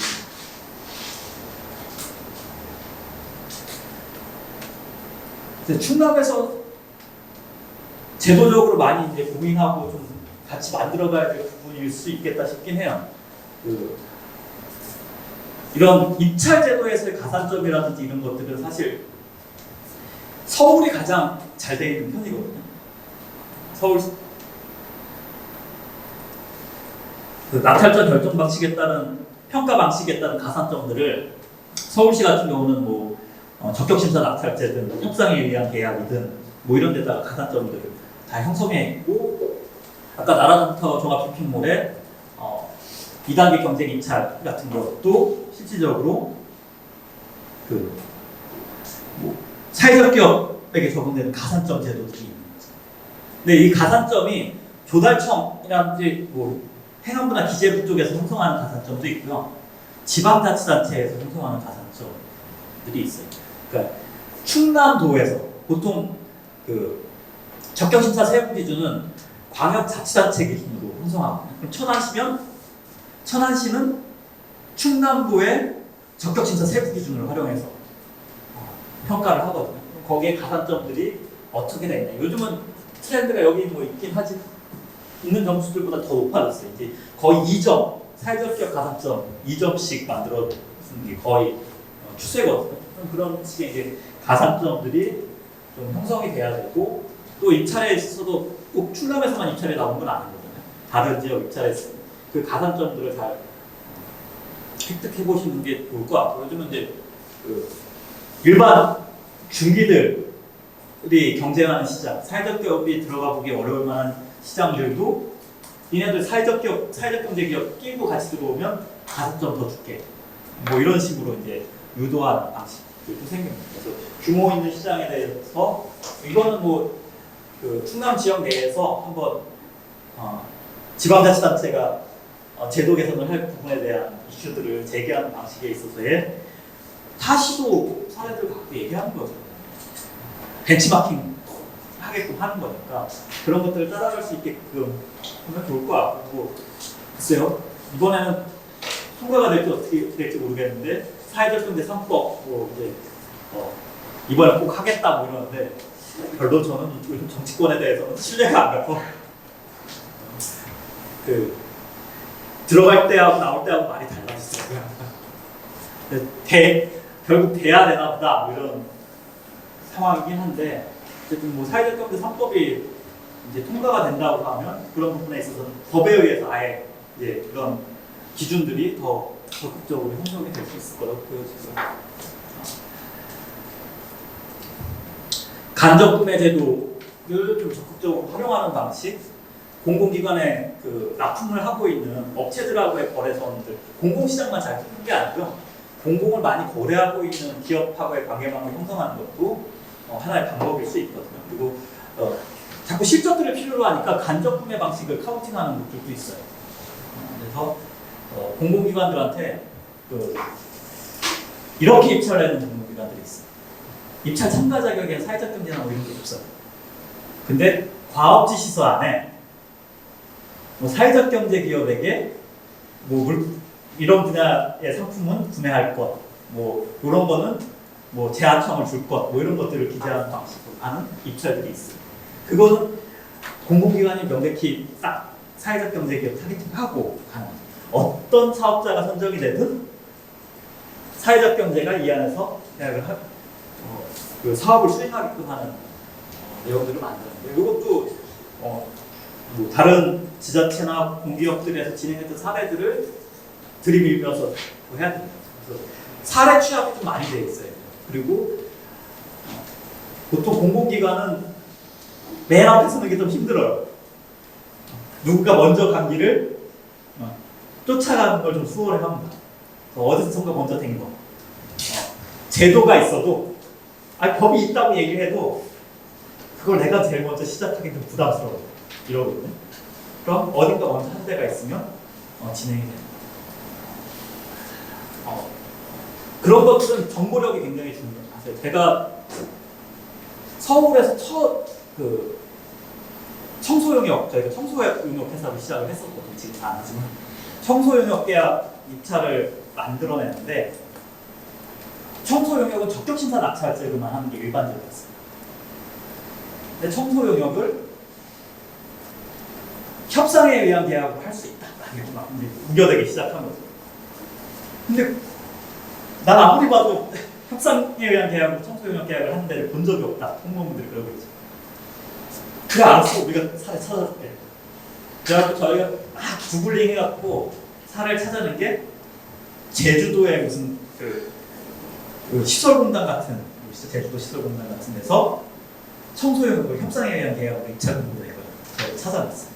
그래갖고 입찰 공고문을 서울에 있는 지자체한테 전달하고 똑바로 협상에 의한 계약 하지 않냐. 그리고 그때는 아직 청소용역에 대해서 협상에 의한 계약 대상이 아닙니다라는 해석이 안 나와 있었대요. 지금 아예 규정에 명문화되어 있어요. 청소는 협상에 의한 계약을 못해요. 그때는 그런 규정이 없을 때였어요. 그래서 한참 그 사례로 해서 그 서울에 있는 구청 하나가 협상에 의한 계약을 하니까 바로 옆에 있는 구청에서 또 했어요. 쭉 막 퍼져나가는 거죠. 그래서 협상에 의한 계약으로 사회적 기업 제한 경쟁 입찰이 한 해에 몇백억까지 발생하고 상황까지 가기도 했었어요. 그런 사례들을 잘 만들어내면 확산세를 잘 탈 수 있는 기폭제를 형성할 수 있기도 하고, 그리고 민간 위탁기관들이 있어요. 보통 공공기관이 있으면 그 공공기관에서 그 전달 체계로 활용하는 민간 위탁사분들이 굉장히 많거든요. 그럼 이 민간 위탁기관들한테도 실질적으로 이제 사회적 경제 구매 실적이라든지 이런 것들을 카운팅하기 위해서 실적이 부족하면 막 채워야 되는. 훔칠 때는 민간 위탁 쪼는 게 덜한데 실적이 막 부족하면 민간 위탁 기관들도 막 끌어내면서 실적을 내라 뭐 이렇게 되거든요. 그래서 민간 위탁 기관들을 통한 거래들, 민간이 뭐 법인격은 민간인데 실은 공공재정으로 움직이는 사업을 하고 있잖아요. 뭐 우리가 흔히 우리나라 무슨 센터 공학이다 뭐 이런 얘기 하잖아요. 각종 센터들 많죠. 무슨 관들 많죠. 뭐 복지관서부터 뭐 해가지고 그렇죠. 그런 데들 다 민간 위탁기관들이 있죠. 민간 위탁기관들도 뭐 사회적 경제를 어필하면서 영업을 해볼 수 있는 부분들입니다. 뭐 계속 누차 말씀드리는 이런 요건들을 갖추시는 것들이 필요하고요. 결국은 공공화가 어떻게 파트너가 될 것인지에 대해서 좀 그리고 사회적 경제가 중요한 게 아니라 구매하는 부서는 사회적 경제 전담 부서가 아니잖아요. 뭐 아까 얘기했던 교통과일 수도 있고 뭐 복지과일 수도 있고 교육지원과일 수도 있고 문화관광과일 수도 있고 뭐 이렇죠. 그럼 그 부서가 갖고 있는 미션 사업에 부합할 수 있는 파트너십이 돼야 되는 거죠. 그 경쟁력이 갖춰지는 게 사회적 경제 기업의 굉장히 중요한 요소라고 보고요. 지금 계약제도 부분에 있어서는 이런 개념들을 쭉쭉 다 살펴봐 주시면 좋을 것 같아요. 그리고 계약 절차 뭐 이런 것들이 이렇게 움직이는구나.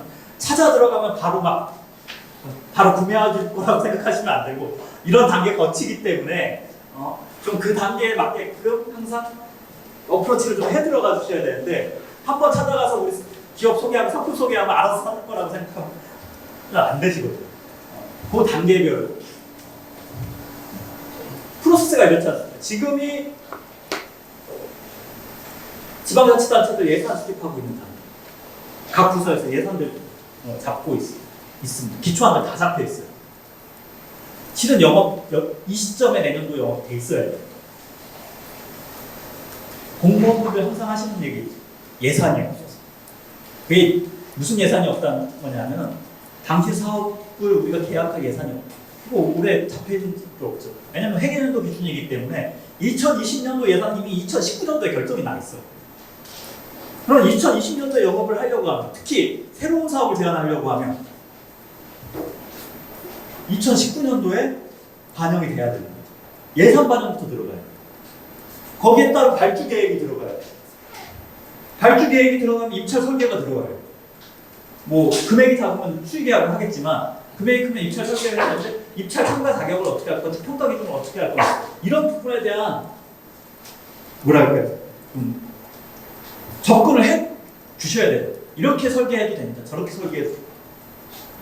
입찰을 했을 때 선점이 우리가 된다는 보장은 없게. 하지만 입찰 설계가 사회적 경제 조직에 유리하게, 우리가 하는 방식에 유리하게끔 그런 방식에 대한 제안들을 해볼 수는 있거든요. 그래서 공공기관의 그런 부분에 대한 그 제안들, 그리고 직접 제안하는 건 그 문제가 될 수 있어요. 민원이나 또 청탁에 문제가 생길 수 있기 때문에 이런 제도 개선이라든지 이런 것들을 할 필요가 있다. 뭐 충남 파견센터에서 또 오셨지만 이런 지원기관이나 이런 곳에서 제도 개선 이슈화해서 뭐 입찰 제도라든지 뭐 입찰 설계 과정에서 이런 방식을 취하는 것들이 필요하다든지 뭐 이런 것들을 적응해 주시면 좋겠습니다. 그리고 계약법에 대한 외우시라는 게 아니에요. 한 번씩은 읽어보세요. 한 번씩 읽어보시고 숙지하시고 그냥 인터넷에 그 네이버가 됐든 뭐 다음이 됐든 법령 정보 딱 치면 다 나오잖아요. 이런 거 항상 뭐 즐겨찾기나 뭐 이런 데다 두셔갖고 필요할 때마다 바로바로 열어 보실 수 있게끔 하셔야 돼요. 안에 수의계약 얘기가 나왔어. 그럼 수의계약이 지방계약법이나 국가계약법에는 수의계약 얘기가 딱 한 줄 들어가 있어요. 그 다음에 시행령에 한 A4로 한 2페이지 정도 되나요? 2-3페이지 나올 거예요. 시행규칙에 때 명시되고 그 다음에 이것만 있지 않죠. 요 밑으로 가면 얘기들 각 그 부처들이 갖고 있는 지침. 여기서 좀 딱딱하게 말씀드리면 여기서 잡아놓잖아요. 그럼 행하부 계약 얘기가 있으면 충남도 계약 집행 기준 또 잡아요. 요 기준 안에서 충남이 잡아놨죠. 천안시가 또 잡습니다. 천안시가 있죠. 천안시 시설공단 있나요? 천안시 시설공단 또 잡습니다. 근데 이렇게 좁아지죠. 여기가 큰 테두리를 잡아놓으면 울타리가 이렇게 밑으로 내려올수록 좁아져요. 그럼 그 카테고리에 따라서 쭉 내려가면서 거기에 대한 규정들을 수의계약에 대한 게 있으면 하위 내용들까지 파악을 해야 됩니다. 우리는 분명히 2,000이라고 생각하고 있지만 이쪽 내려가고 시침에 서울시는 1,500이에요. 2,000이 아니라 1,500이에요. 1인 견적 수의계약 한 거가. 그럼 2,000이니까 당연히 되겠지 하고 1,800짜리 수의계약 하자고 던졌다가 우린 1,500이 서울시 지침이야. 이러면 안 먹히는 거예요. 핀트 나가버리는 거예요. 그래서 거기에 대한 최소한 내가 천안시에 있으면 충남도, 천안시 이쪽에 이제 계약 집행 기준이라든지 뭐 지침들 갖고 확인하시면서 이런 것들을 일종의 정보 참고로 두셔야 되고요. 여기 또 다른 이 두 개 계약법에 해당되고 지방자치법은 왜 어떻게 있냐면 중요시장입니다. 아까 민간이탁 얘기 드렸잖아요. 민간이탁 기관들 간접금에 말씀드렸지만 사연이 왜 많이 생기고 있냐면요. 사회적 협동조합하고 지방자치단체 민간위탁사무들 많이 있더라고요. 대표적인 사회적 위탁 사례가 뭡니까? 국공립 어린이집. 지금 뭐 비수도권 쪽까지는 아직 확산이 안 돼서 그런데 수도권 지자체들은 그 부모하고 그 어린이집 교사들이 같이 만든 사회적 협동조합의 국공립 어린이집 위탁 사례가 생겨요. 이제 유치원도 위탁 사례가 생겼어요. 복지관도 사회적 위탁 사례가 생겨요. 서울에 있습니다. 뭐 자활센터도 사업인 곳도 꽤 있어요. 신규로 몇 개월 전에 서울 중구에서 자활센터 위탁했는데 거기 자활센터 위탁 사회적 협동조합이 나왔어요.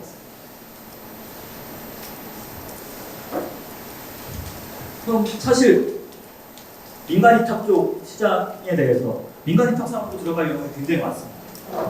복지가 가장 크죠. 복지 사무가 가장 큽니다. 그 다음 어딜 것 같아요? 공공의 뭐 대표적인 사업들 있잖아요. 복지사무, 환경사무예요. 근데 이 환경사무가 뭐냐면 맨날 쓰레기차들 지나다니잖아요. 종량제 봉투 수거하는 차량들 다 이거 공공에서 위탁조사하는 거잖아요. 종량제 봉투 수거라든지 재활용 선별장이라든지 이게 다 환경사무 쪽이거든요. 이게 뭐 천안시가 지금 인구가 한 70만, 80만 되나요?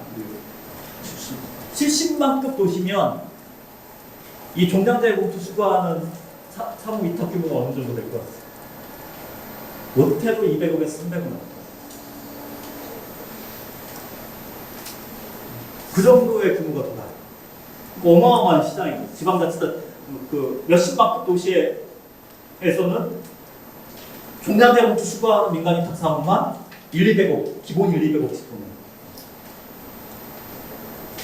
그리고 각종 그 중소기업 우선구매제도 그렇죠. 왜냐하면 우리나라 조달의 70%는 중소기업이에요. 법적으로 그렇게 규정을 하고 있어요. 50% 이상 무조건 조달 정책에서 중소기업 통해서 구매해야 되기 때문에 그거에 따른 사실 뭐 사회적 경제에 대한 우선구매 제도도 중요하지만 중소기업 할부 제도에 대해서 정확하게 이해를 하셔야 돼요. 우리가 중소기업이기 때문에 중소기업 지위를 어떻게 잘 이용할지에 대한 것이 필요하고 그리고 지금 국유재산법, 공유재산법 공유재산법 작년에 아주 특단의 시행령 개정이 일어났습니다. 사회적 기업 수의계약 가능하게끔 해줬잖아요. 지방자치단체가 보유하고 있는 공유재산, 뭐 부동산 같은 것들을 건물 임대계약을 할 때 경쟁 안 붙이고 최고가 입찰 많이 하잖아요. 그런 거 안 하고 수의계약 줄 수 있게끔 시행령 개정되어 있어요. 그러면 뭐 요즘 카페 같은 거 하는 사회적 경제 기업도 많이 있죠. 근데 그 공공기관 1층 로비에 카페 들어가는 거 굉장히 많이들 하고 싶어 하시잖아요. 그리고 경쟁 안 하고 수의계약을 할 수 있어요. 지방자치단체 법령 하에서는. 근데 의지의 문제겠죠. 제도적으로 열어놨어. 그걸 내가 수의계약으로 줄지 말지는 이 공공기관의 의지를 끌어내야 되는 문제. 제도 환경은 굉장히 많이 열려있고 확산되어 있는 상황인 거거든요. 결국 그걸 실행할 공공의 의지를 내가 견인해내느냐 못해내느냐에 달려있는 문제인 거죠.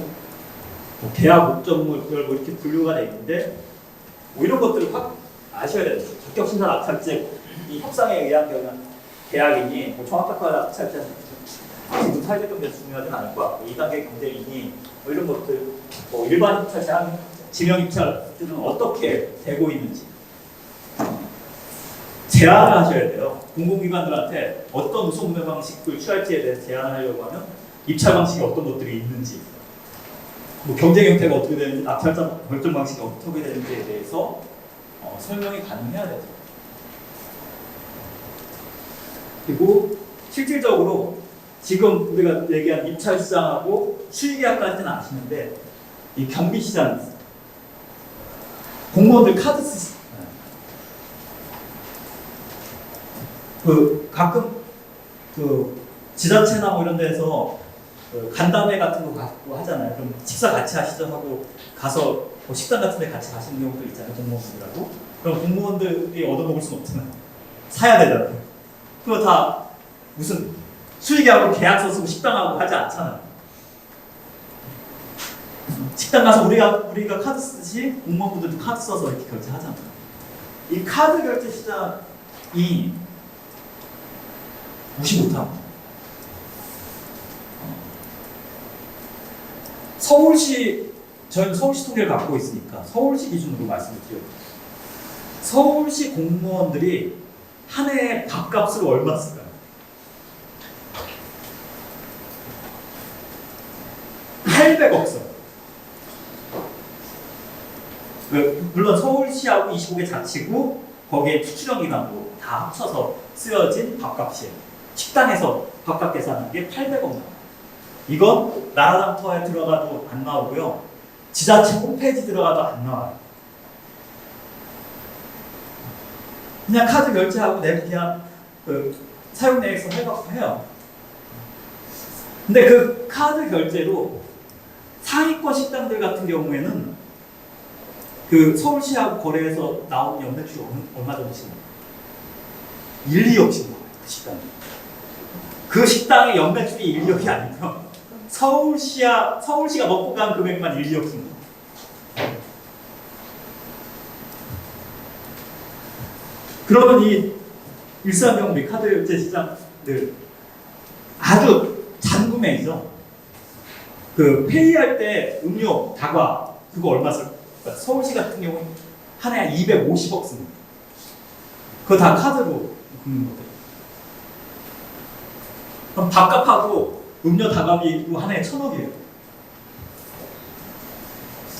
1,000억 시장을 타겟팅 해볼 수 있는 거예요. 공공만 대상으로 하는 그 배민을 만들어도 되겠다 이런 생각 좀 가끔 서울은 가능하겠다 그 생각을 했었거든요. 그 움직일 수 있는 사회적 경제 경우만 있겠다고 하면 플러스 같고, 근데 뭐 이렇게 충남같이 이제 반경이 넓어서 서울은 지하철 생활권이잖아요. 모든 게 저처럼 가능하니까 주문하면 바로 1시간 내 배송 뭐 이런 식들이 가능하지만 비수도권만 넘어가면 서울만 벗어나면 그런 것들이 어렵죠. 뭐 서울시나 광역시 뭐 이런 분들은 한번 그런 모델을 일산경비로 새로운 비즈니스 모델을 만들어 볼 수 있겠다 생각을 합니다. 근데 그런 일산경비 시장들, 사무용품, 문구 그런 거 수익계약하긴 어렵잖아요. 그때그때 필요한 것들 사잖아요. 복사용지 떨어졌어. 한 10박스 사. 그거 수익계약하고 있겠어요? 그 수익계약 시장 아니에요? 단순 구매 시장. 10박스 해갖고 얼마 했어? 한 박스에 한 2만 원 하나, 2, 3만 원 하면 뭐 10박스에부터 20만 원, 30만 원인데 그걸 무슨 수익계약을 하고 있어요? 보통 그 카드 한도들이 잡혀 있어요. 서울시 같은 경우 300을 한도로 하고 있거든요. 한 번 카드로 긁을 수 있는 최대치를. 그럼 이 300 이내면 어떻게 됩니까? 그건 알아서 카드 구매하잖아 막 이러면서 그 구매 담당자들한테 열심히 영업한 사람이 획득하는 시장이에요. 그냥 큰 것만 눈에 보시는 게 아니라 이 작은 걸로 공무원들이 부담 없이 거래할 수 있는 곳들을 타겟팅해서 우선 그런 거래 물꼬들을 트는 쪽에 관심 두실 게 이 경비시장, 업무 추진비들 많이 쓰잖아요. 업추비. 뭐 이런 데들을 잘 타겟팅 하시는 거예요. 아, 근데 나도 어차피 나한테 그냥 그거 꼭 왜 거기서 먹었어 뭐 이렇게 얘기 안 하는, 감사에서도 얘기 안 되는 범위에 있는 거래 구간들이잖아요.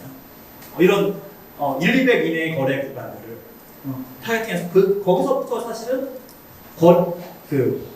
거래 관계를 형성하는 것이 좋은 접근 방식일 수 있어요. 특히 그 식당, 카페 뭐 이런 데 하시는 데들은 타겟팅해 보시기 좋을 수 있죠. 뭐 페이 뭐 이런 거 하실 일 있으면 저희 카페 한번 보시고 오세요 뭐 이런 거라든지 좀 간담할 일 있으면 저희 식당 한번 찾아주세요 뭐 이런 식들을 하는 거죠. 각 부서에다가 쫙 돌리는 거, 그것도 다 실적에 들어가요. 우선 카드 결제하고 다 그 사업자분은 다 나오잖아요. 그럼 그것도 다 우선 구매 실적에 다 취합되거든요. 그럼 공무원분들한테 진행시킬 수 있는 부분들이 나오죠. 저희가 작년에 서울시하고 자치구들의 정보 제공만으로 이렇게 거래 성사된 게 5천 건 정도 되거든요. 5천 건에서 50건 나왔어요. 그러니까 평균 100만 원이에요. 평균 거래 금액이 100만 원 내외인 거예요. 그러니까 이건 수의계약 거래들이 아니고 구매하실 때 그 사무용품 이런 업체들 쭉 있어요. 사보세요. 식당 가실 일 있어요. 식당이 이렇게 쭉 있습니다. 복사용지 이렇게 사시면 돼요. 마스크 여기 있어요. 그러면 카드로 급하게 막 살 일들 있잖아요. 우리 부서에 지금 직원들 써야 될 마스크 급하게 사야 돼요. 직원 과에 보통 15명, 뭐 20명 뭐 이렇게 되잖아요. 한 과에. 그럼 15명이 쓸 뭐 한 달치 마스크 산다. 돈 빼기면 될 거 아니에요. 그럼 그 어디서 수의계약 절차 그거 하려면 기한하고 계약 절차하고 계약서 왔다 갔다 하고 공무원이 100만 원짜리 갖고 수의계약 하자 그러면 성질 낼 거예요. 그냥 카드 긁자고요. 이렇게 되죠. 그런 시장이 분명히 존재하는 거죠. 그리고 이런 제한 경쟁, 이런 경쟁 입찰에 의해서 진행되는 것들은 프로세스들만 잘 좀 파악을 해주시고 계십니다. 지명 경쟁이 뭐라든지 뭐 이런 것들에 대해서 이거 그냥 뭐 따로 있는 내용이 아니라 법전 열어보시면 돼요. 네이버 들어가서 그냥 검색 치셔갖고 지방계약법, 국가계약법 치셔갖고 시행령, 시행규칙까지만 보시면 다 나오는 내용들입니다. 뭐 수의계약이라든지 뭐 이런 부분들이 적격심사 낙찰제, 협상에 의한 계약 이런 적격심사 낙찰제나 이 협상에 의한 계약 같은 거가 가산점 제도를 잘 활용해야 되는 지점입니다. 그리고 마스는 아까 나라점토 종합 쇼핑몰에서 나라점토 종합 쇼핑몰이 쇼핑몰 구매 한도가 1억이에요. 한 업체한테 구매할 수 있는. 그러니까 경쟁 붙이지 않고 아까 컴퓨터 사례로 말씀드렸잖아요. 한 수십 개 된다고 말씀드렸잖아요. 사회적기업 이 컴퓨터 나라점토 쇼핑몰에 올려 있는 데가. 근데 그 기업들이 올려 있는데 내가 A라는 사회적 기업 제품을 사고 싶어. 그럼 1억까지는 그냥 쇼핑몰에서 클릭해서 구매할 수 있어요. 근데 1억이 넘어가면 2단계 경쟁 입찰이라는 걸 붙여요. 다시 요 그룹 안에서 입찰을 붙여요. 그래갖고 다시 가격 경쟁도 붙이고 뭐 납품 조건이나 스펙이니 뭐 이런 평가도 해갖고 선정을 해요. 근데 이런 입찰이 꽤 많이 돌아가죠. 재작년인가? 경기도 쪽에 난리가 났어. 경기도 교육청이 그때 PC, 학교들 PC 이제 일괄 교체 이게 돼갖고 400억이 나왔어요. 그래갖고 각 교육지원청으로 뿌려진 거죠. 그러니까 한 해 그 경기도에 있는 학교에서 400억 PC 구매 시장이 확 돌아버리니까 이 2단계 경쟁 입찰이 어마어마하게 뜨는 거죠. 그럼 그때 가산점을 잘 활용한 그 선발기업 같은 경우는 이미 거래들을 많이 해봤던 공공기관한테 그 2단계 경쟁 입찰이 4유형도 있어요. 근데 3유형이라고 하거든요. 약자 백점 유형이라고 하는 3유형이 있어요. 이 3유형으로 하면은 거의 선발급 사회적 기업들은 됩니다. 3유형 입찰 나오면 그 사회적 경제 아닌 데들 그 영리법인들이 아예 텄다 뭐 이렇게 하는 거. 3유형 입찰으로 나오면은 이거 뭐 그냥 우선 구매 대상들 챙기려고 하는 입찰이네. 뭐 이렇게 하고 이제 가는 거죠. 그래서 이 부분까지 가는 건 어느 정도 스펙 싸움을 겪고 성장할 수 있는 단계에서 진행이 되는 거고요. 뭐 나라장도 말씀드렸던 그 취약 매칭 고용 확인서, 사회적 기업하고 사회적 협동조합은 저기 사회적 기업 진흥원 가서 발급 받으시면 되고요. 자활기업은 중자가 이름이 바뀌었죠. 중앙대화센터 바뀌었으니까 자활기업은 그쪽 가서 발급 받으시면 되고, 마을기업은 지자체에서 발급 받으실 거예요. 그 행안부 트랙이라서 마을기업 취약계층 확인서들을 이렇게 해서 취약계층을 30% 이상 고용하고 계신 곳들도 취약계층 고용 확인서 이거 안 해놓고 계셔 수의계약 한도 확대 적용 못 받으시는 곳들 꽤 있어요. 있는지도 여전히 모르시는 경우가 많아요.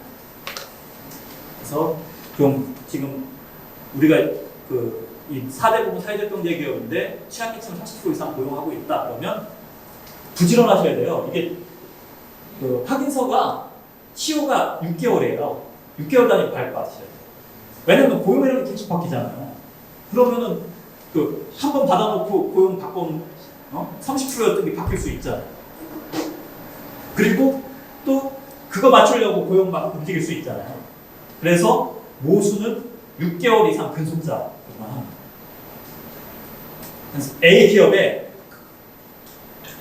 직원이 10명이 있는데 6개월 이상 근속한 직원이 5명 있어요. 나머지 5명은 다 6개월 미만이에요. 그러면 이 5명만 모수로 하고 이 5명 중에 2명은 취약계층이에요. 6개월 이상 근속자 5명 중에 또 최소 2명은 뭐 고령자든지 장애인인지 뭐 이런 식의 취약계층이 이 2분 이상 돼야 40%죠. 30%를 넘겨야 됩니다. 뭐 한 명이 되면 20%이기 때문에 30% 미만이기 때문에 40% 초과해야 되는 30% 초과해야 되는 거니까 30% 이상이 되는 고용을 유지하는 방식으로 해야 수의약이 한도가 확대된 대상으로 적용이 가능합니다. 아까 말씀드린 약자 배점 3유형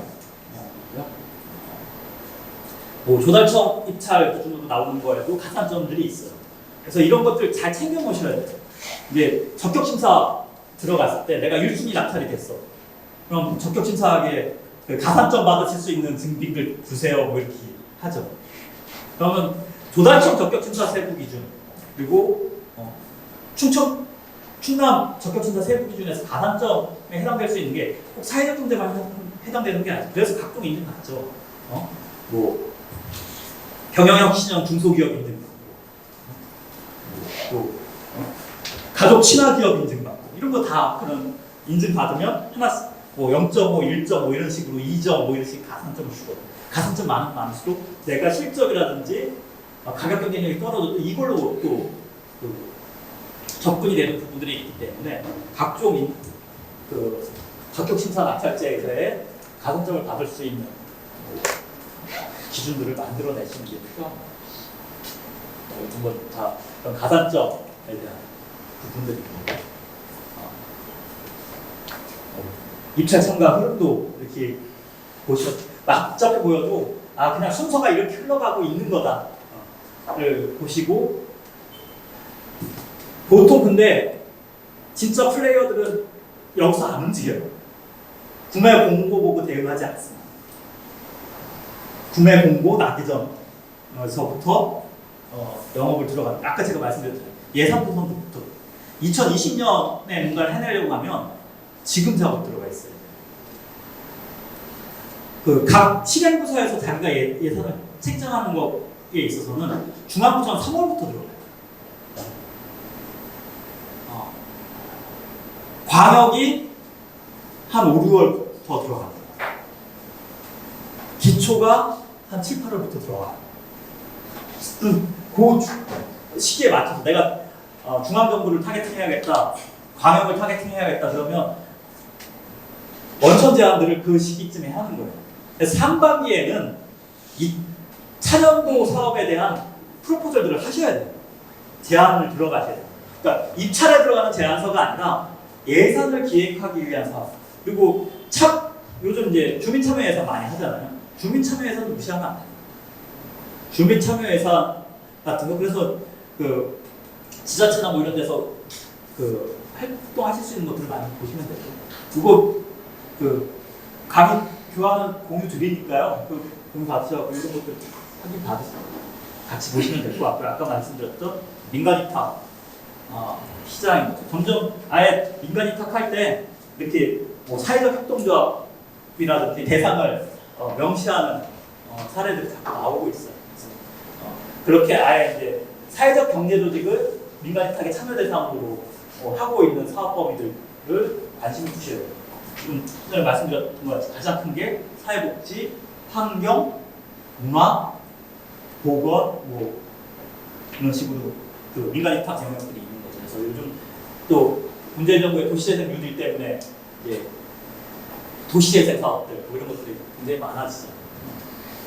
거기서 나한테 적합한 민간 위탁이 어떤 것들이 있을지 뭐 이런 것들을 찾아보시고 바우처들도 많이 해보셨잖아요. 뭐 바우처 사업 같은 경우도 사실 공공시장에 해당되는 영역들이기 때문에 좀 보시면 될 것 같아요. 그리고 민간 위탁 사무에 대해서 조례로 다 명시돼 있어요. 그 충남도의 민간 위탁 조례하고 뭐 각 기초지자체마다 또 민간 위탁 조례들이 있기 때문에 민간 위탁으로 할 수 있는 업무 영역이 어떤 것들을 지정하고 있는지 보시면 됩니다. 상위 법령에서 규정하고 있는 거를 쭉 하면서 좀 더 구체화해서 열거하는 방식으로 가는 거니까 우리 지역에 해당되는 것들을 잘 살펴보시면 좋지 않을까 싶습니다. 그리고 민간 위탁 들어가실 때 한 가지 좀 주의하실 거는 예산 지원형하고 수익 창출형을 구분해서 보실 줄 알아야 돼요. 민간 위탁 사무는 조달은 다 우리가 돈을 받아서 하는 거죠. 조달 계약. 갑이 돈을 주는 거예요. 근데 여기는 갑이 돈을 받는 게 위탁이 있어요. 수익 창출형 시설 위탁 같은 거. 저희가 하나 민간 위탁 서울시가 하고 있는데 그게 이제 수익 창출형이에요. 서울시에 돈을 줘야 되는 거예요. 임대료를 줘야 되는 거죠. 그래서 1억 2천 줘야 돼요. 한 해. 그리고 그 시설에서 저희는 수익을 만들어서 1억 2천 그 임대료 줄 비용에다 우리 운영 경비를 만들어야 돼요. 위험성이 좀 있죠. 만약에 올해 코로나 같은 사태가 터지면 저희 1사분기 완전히 꽝 났어요. 오프라인 시설들 올 1사분기, 뭐 2사분기 뭐 완전히 헤맸죠. 헤매는 수준이 아니라 전멸했죠. 이런 위험성이 생겨요. 근데 이게 코로나 때만 그런 게 아니죠. 메르스 있었죠. 신종플루 있었죠. 그리고 다중 이용 시설에 서울 중심에 있던 시설들 중에 그런 문제도 생겨요. 중국의 사드도 중국 관광객들 막 상대해야 되는 이게 유동이 많아야 되는데 그거 확 날아가고 깨진 것도 있고 탄핵 정국에서 광화문 일대에 있는 시설들 제대로 작동 못 해갖고 손해 본 데들도 생겨요. 뭐 여러 가지 이슈들이 생기거든요. 그래서 타겟팅 했을 때 이게 시설을 제공해 주니까 우리가 다 대볼 수 있지 않을까도 있지만 수지 타산을 맞출 수 있는 시장성이 있는지 뭐 이런 것들은 잘 점검을 해보셔야 되고요. 대표적인 진입 사례이면서 대표적인 리스크에서의 아주 큰 피해를 본 사회적 기업 사례. 여기 원래 대기업들이 진입하던 위탁 사업이었는데 연매출 30억 정도 나오던 시설 위탁이었어요. 공공기관한테 한 해 5억 정도씩 이제 그거에 대한 수수료를 지불하는 방식이었는데 여기 사회적 기업에 대한 이런 가산점으로 해갖고 만들어졌어요. 근데 그때 당시 1.2점이었는데 이것만 갖고 가산점 1.2점 갖고 어떻게 대기업하고 이기겠어요? 각종 서울시는 중소기업 가산점이 있고요, 지역 내 중소기업 가산점이 있고요, 여성기업 가산점이 있고, 가족 친화기업 가산점이 있고 막 이래요. 그래갖고 그 가산점 다 붙였더니 정량평가에서 대기업하고 20점 만점 똑같이 맞는 거죠. 그리고 정성평가에서 좋은 일자리 확대 계획 뭐 이런 거 여기 다문화 여성 미션 갖고 있던 사회적 기업이 된 건데 거기에 대한 사회적 약자들 여기 명시돼 사회적 약자에 대한 고용계획 운영계획 어떻게 할 거냐. 근데 그거엔 케이터링만 하던 대기업 계열사가 뭐 그런 쪽에 대한 이해나 뭐 이런 것들도 없겠어요. 그리고 그런 거에 대해서 우린 이렇게 해왔습니다를 얘기할 게 별로 없죠. 근데 사회적 기업은 할 얘기도 많죠. 그러니까 그런 부분에서 정성평가에서 이겨서 와 연매출 5억짜리가 연매출 5천억짜리 이겼다고 막 좋아하면서 사업을 했는데 이거 위탁하는 동안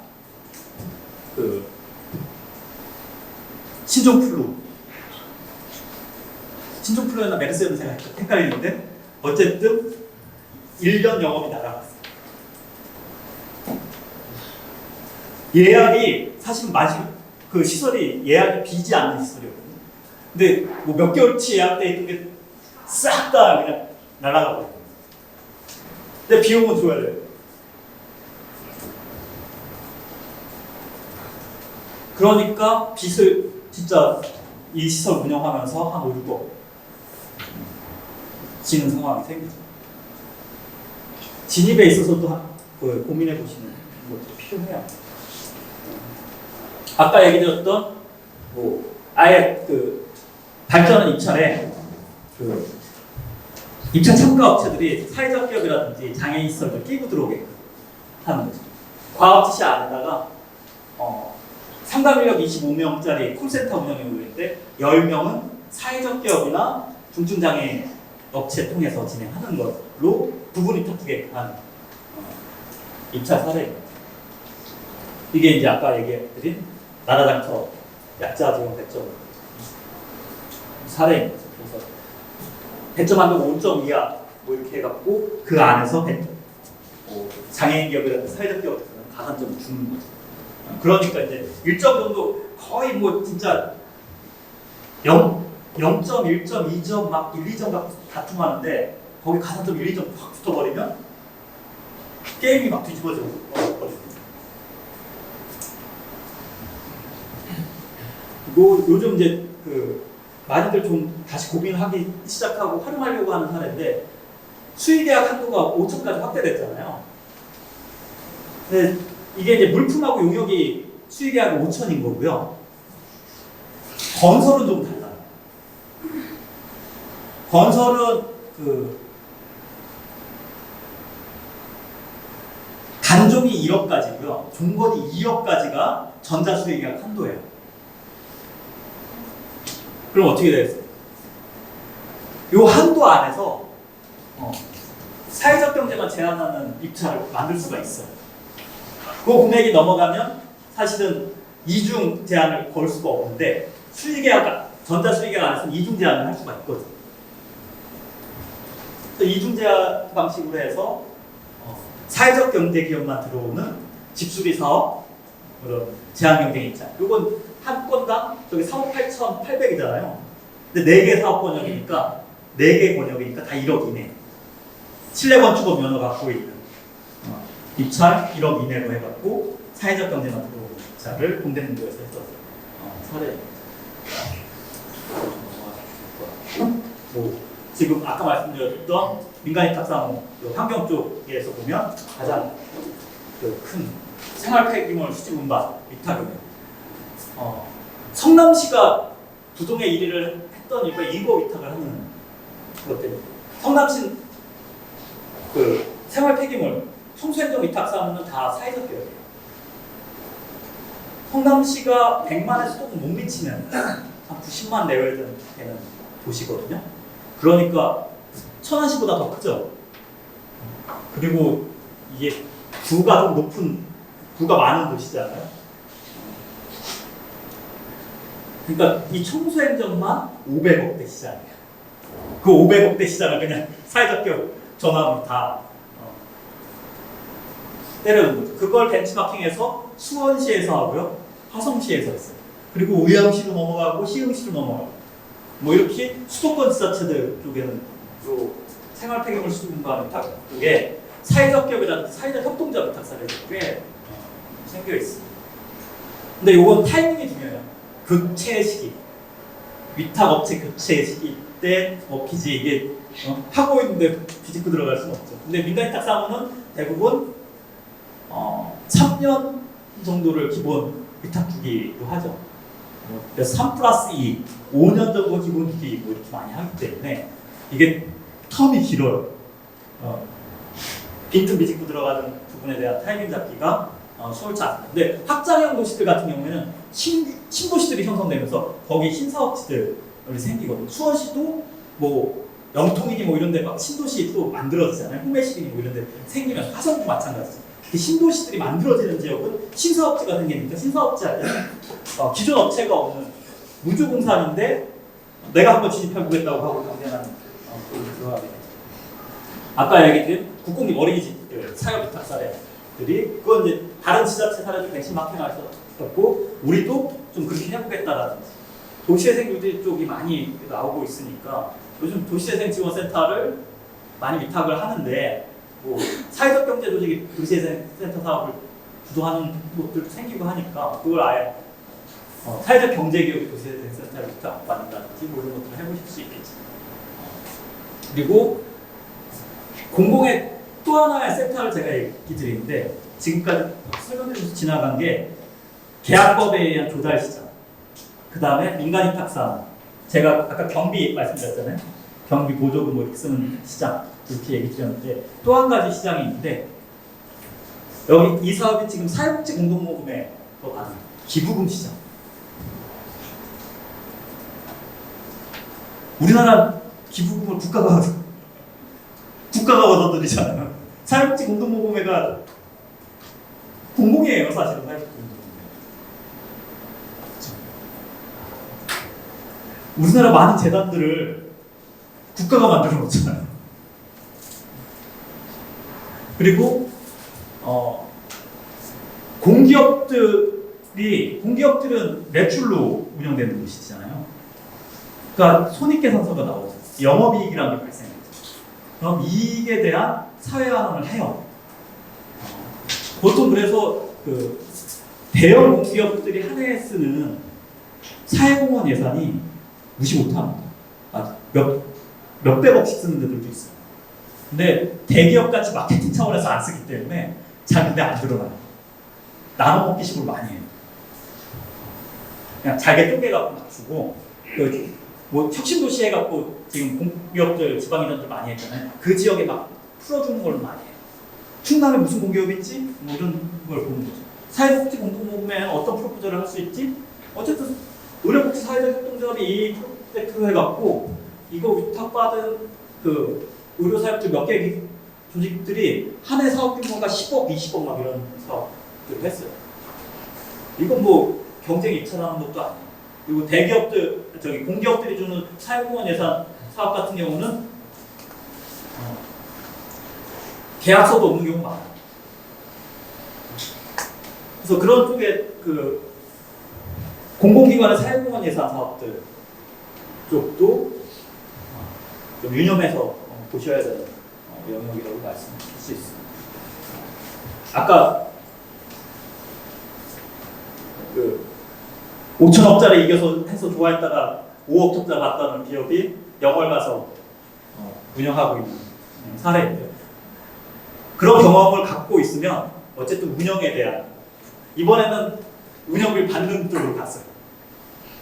전에는 내가 내야 되는 쪽이었는데 이번에 운영비 받는 쪽으로. 어떻게 접근해야 되는지 뭐 이게 요즘 그 불확실성이 굉장히 높은 시대라고. 그래서 공공사업은 사실 안정성을 좀 꾀하기 위해서 많이 타진하는데 공공사업에도 불확실성이 있을 수 있는 사업들이 있거든요. 그런 사업들에 대해서는 한번 유념하시고 다른 보관을 찾아가시는 방식들을 해보시면 좋을 것 같고, 뭐 이제는 그 도우누리 같은 서울에서 가장 고용규모 큰 사회적 경제 조직이 거의 이제 1000명대가 900 몇십 명 됐을까지 제가 들었는데 1000명 넘었을 수도 있겠다 생각이 드는데요. 위탁을 몸으로 하고 있는 민간 위탁을 어떻게 하느냐에 따라 진짜 달라지는 거죠. 시립 요양시설 두 곳을 위탁을 하고 있고요. 어린이집 위탁하고 있고요. 주간보호센터 하고 있고요. 뭐 이렇게 그러니까 어마어마하게 고용들이 커지죠. 거기다가 제가 여기에다가 고용 900명 고용에 제가 200명은 보태줬어요. 제가 SH 사업 20억짜리 사업 메이드 해도 연기를 해뒀거든요. 그 SH에서의 뭐 희망돌보미 사업이라는 사업을 연간 20억짜리 사업 규모를 연계해줘서 그건 단시간 근로하는 프로젝트 사업이었었고 그래서 고용규모가 좀 많아요. 뭐 그런 부분까지 해서 서울의 각종 민간 위탁 사업 그리고 공기업의 용역 사업 뭐 이런 것까지 해서 공공사업을 수주를 어떻게 하느냐에 따라서 여기는 근데 세금계산서 끊는 매출은 제가 아까 SH에서 연결했다는 20억짜리 용역 그게 거의 대부분이에요. 그러니까 외형 매출은 그렇게 안 보여요. 보조금이니까. 근데 아까 뭐 연매출 조달 시장에서 몇백억 했다는 데보다 훨씬 규모 크고 그 외형이 크죠. 그러니까 시장을 봐야 되는 게 공공은 매출로만 불결되는 시장이 있는 게 아니라 보조금이라는 시장이 있어요. 그리고 그 보조금이 우리의 수익 원천이 될 수도 있는 시장이기도 하거든요. 그래서 시장을 보실 때 계산서 끊는 시장만 보시지 말고 이런 그 영업의 수익으로 잡히는 시장에 대해서도 오히려 그게 더 주력 사업 될 수 있는 가능성이 굉장히 높은 시장이기 때문에 좀 살펴봐 주셔야 되고 그 지자체에 트렌드하게 사업을 조성하면 연예인들 이름에 숲 조성하는 사업 하는 걸로 유명하죠. 전국 전 세계 이미 150개 숲 만들어져 있고 그 전 세계에서 일 벌인 거에 대한 지명도로 오히려 국내 지자체 쪽 협력 사업을 뚫고 가기 시작한 사례인 거니까 오히려 국내에서 안 하고 해외에서 시작했다가 역전돼서 이제 국내로 들어온 사례입니다. 지자체가 토지 공유해주면 거기서 숲 조성하고 일종의 수익형 사업 모델을 만들어내는 사업. 이제 유치원도 사회적 협동조합 위탁 사례가 서울로에서 처음으로 생기고 있고요. 아파트 관리사무소, 임대아파트 관리사무소도 이제 사회적 위탁 사례들 꽤 나오고 있습니다. LH도 충남에 제가 있는 걸로 아는데 충남인가 전북인가 제가 좀 헷갈리는데 LH 쪽 아파트 관리사무소 사업하고 있는 사회적 경제기업이 있어요. 꽤 많이 해요. 이제 이런 쪽들도 진입할 수 있는 그런 형식들이 생기고 있습니다. 좀 공공기관을 어떻게 보면 우리가 도와달라는 대상으로 좀 찾기보다는 이제 영업 전략으로 대응을 하셔야 되고 그 부분에 있어서 근데 그냥 구성구매 대상 기업이 되는 사회적 경제 기업만 개별로 움직이기보다는 여기에 조금 지역 중심의 어떤 거버넌스 체계들을 갖고 아니면 규제가 있잖아요. 제도가 있잖아요. 이런 부분들의 흔들기가 좀 필요하거든요. 그럼 개별 기업이 가서 그걸 흔들 수는 없잖아요. 지역의 여론이라는 걸 만들어야 될 필요가 있고 일례로 충남도의 적격센터 세부 기준 개정이 필요해요. 충남도의 적격센터 세부 기준에 사회적 경제 기업에 대한 가산점이 없거나 있어도 너무 낮아. 서울시나 경기도 수준에 비해서 너무 약해. 그럼 그걸 개선해달라는 거를 일개 개별 기업이 이슈 파이팅하기는 어렵잖아요. 협의체 조직이라든지 지원기관들이 야 왜 이렇게 못하냐? 충남의 환경이 서울 경기권 정도는 돼야 그래야 충남으로 유입이 생기지. 맨날 그러니까 당진 아산 서울 경기 시민들이 도민들이 출퇴근하잖아. 뭐 이런 뭐 이슈 제기를 한다든지 해서 제도 개선들을 해내는 거죠. 그래서 그런 부분들이 이렇게 좀 뭐랄까요? 팀워크를 짜갖고 서로 역할 분담해서 단체로 움직일 부분하고 개별로 영업으로 움직일 부분들을 잘 진행해 볼 필요가 있고요. 이쪽 차원을 통해서 사실 전략적 신규 사업들 제안들 아까 내년도 사업 제안을 할 때 개별 제안하면 이게 청탁같이 될 수가 있잖아요. 근데 네트워크 차원에서 사업들을 쭉 해갖고 제안을 하는 거죠. 서울시 같은 경우는 서울시 사회적경제 민간정책협의회 관계 있어요. 그래서 매 원래 회의를 해요. 서울시 사경과하고 그 민간 네트워크하고 원래 회의하고 예산도 같이 점검하고 신규 사업에 대한 제안도 거기서 하죠. 공동화장을 갖는 거죠. 그래서 거기서 사업화되면 예산에 반영 사업화 계획이 나오고 그거의 타당성이 서로 공유되면 예산 편성 들어가고 뭐 이렇게 하는 거죠. 그렇게 해서 예산이 움직여지게 됩니다. 이번에 뭐 추경에 이런 것들이 들어왔어요. 소상공인 사회적 경제 전환 지원 사업 한 25억짜리가 추경에 덜컥 들어갔어요. 여기 이제 추경 논의 과정에서 제안이 들어가는 걸 받아갖고 들어갑니다. 그걸 사업 수행하는 데는 소상공인들이 사회적 경제 전환하게끔 지원하는 거니까 그걸 좀 사회적 경제 기업들이 해봐라 뭐 이렇게 되는 거죠. 그럼 25억짜리에 사회적 경제가 해볼 만한 사업거리가 추경에서 생기는 거예요. 내년도에도 해볼 수 있겠지. 뭐 이런 식의 이제 그 신사업들을 기획하고 제안하는 프레임들도 만들어 가실 수 있습니다. 좀 충남 지역 안에서의 공공시장을 좀 만들어 가시고 개별 단위에서 하셔야 되는 분명한 역할이 있으신 거고 또 네트워크 단위에서 같이 좀 전체 시장 형태를 형성하는 부분에서 역할들이 있기 때문에 그런 부분들을 같이 잘 좀 만들어 가고 오시면 계속 지금 확산세고 뭐 제도나 규정들이 뭐 현 정부 안에서는 더 그 기조들은 유지될 것 같고요. 다음 정부 간다고 해서 이게 엎어질 상황은 아닐 것 같아요. 다른 정당에서 대권을 잡는다 하더라도 저는 이건 이제 왜냐면 대세로 붙여진 프레임이기 때문에 엎어지긴 어렵죠. 뭐 일례로 사회적 기업제도 제일 활발하게 핀 건 오히려 이명박 정부 때예요. 모릅니다. 진보 보수라고 해서 이제 사회적 경제를 못 끌어안다. 왜냐면 예전같이 토건으로 일자리 늘리는 거에 한계가 왔고요. 정권에 항상 아킬레스건이 일자리 문제. 근데 일자리 문제에 있어서 그걸 담아줄 담수지 역할을 해줄 수 있는 게 사회적 경제도 하나의 이제 사이트로 이제 굳혀져 있는 상황이기 때문에 이걸 놓고 갈 수가 없어요. 그런 부분들을 놓고 보면 계속 좀 충남 지역 안에서도 같이 좀 적극적으로 새로운 사업도 개발해 보시고 공공조달 시장 안에서 좀 점유율 비중들을 높여나가는 것도 같이 노력해 보시면 좋지 않을까 싶습니다. 제가 드릴 말씀은 이 정도로 마치도록 하고요. 1시간 반에 마무리하려고 했는데 45분 정도 걸린 것 같아요. 혹시 뭐 좀 궁금하신 거라든지 확인해 보고 싶은 내용 있으시면 말씀 주시면 나올 시간 갖도록 하겠습니다. 예.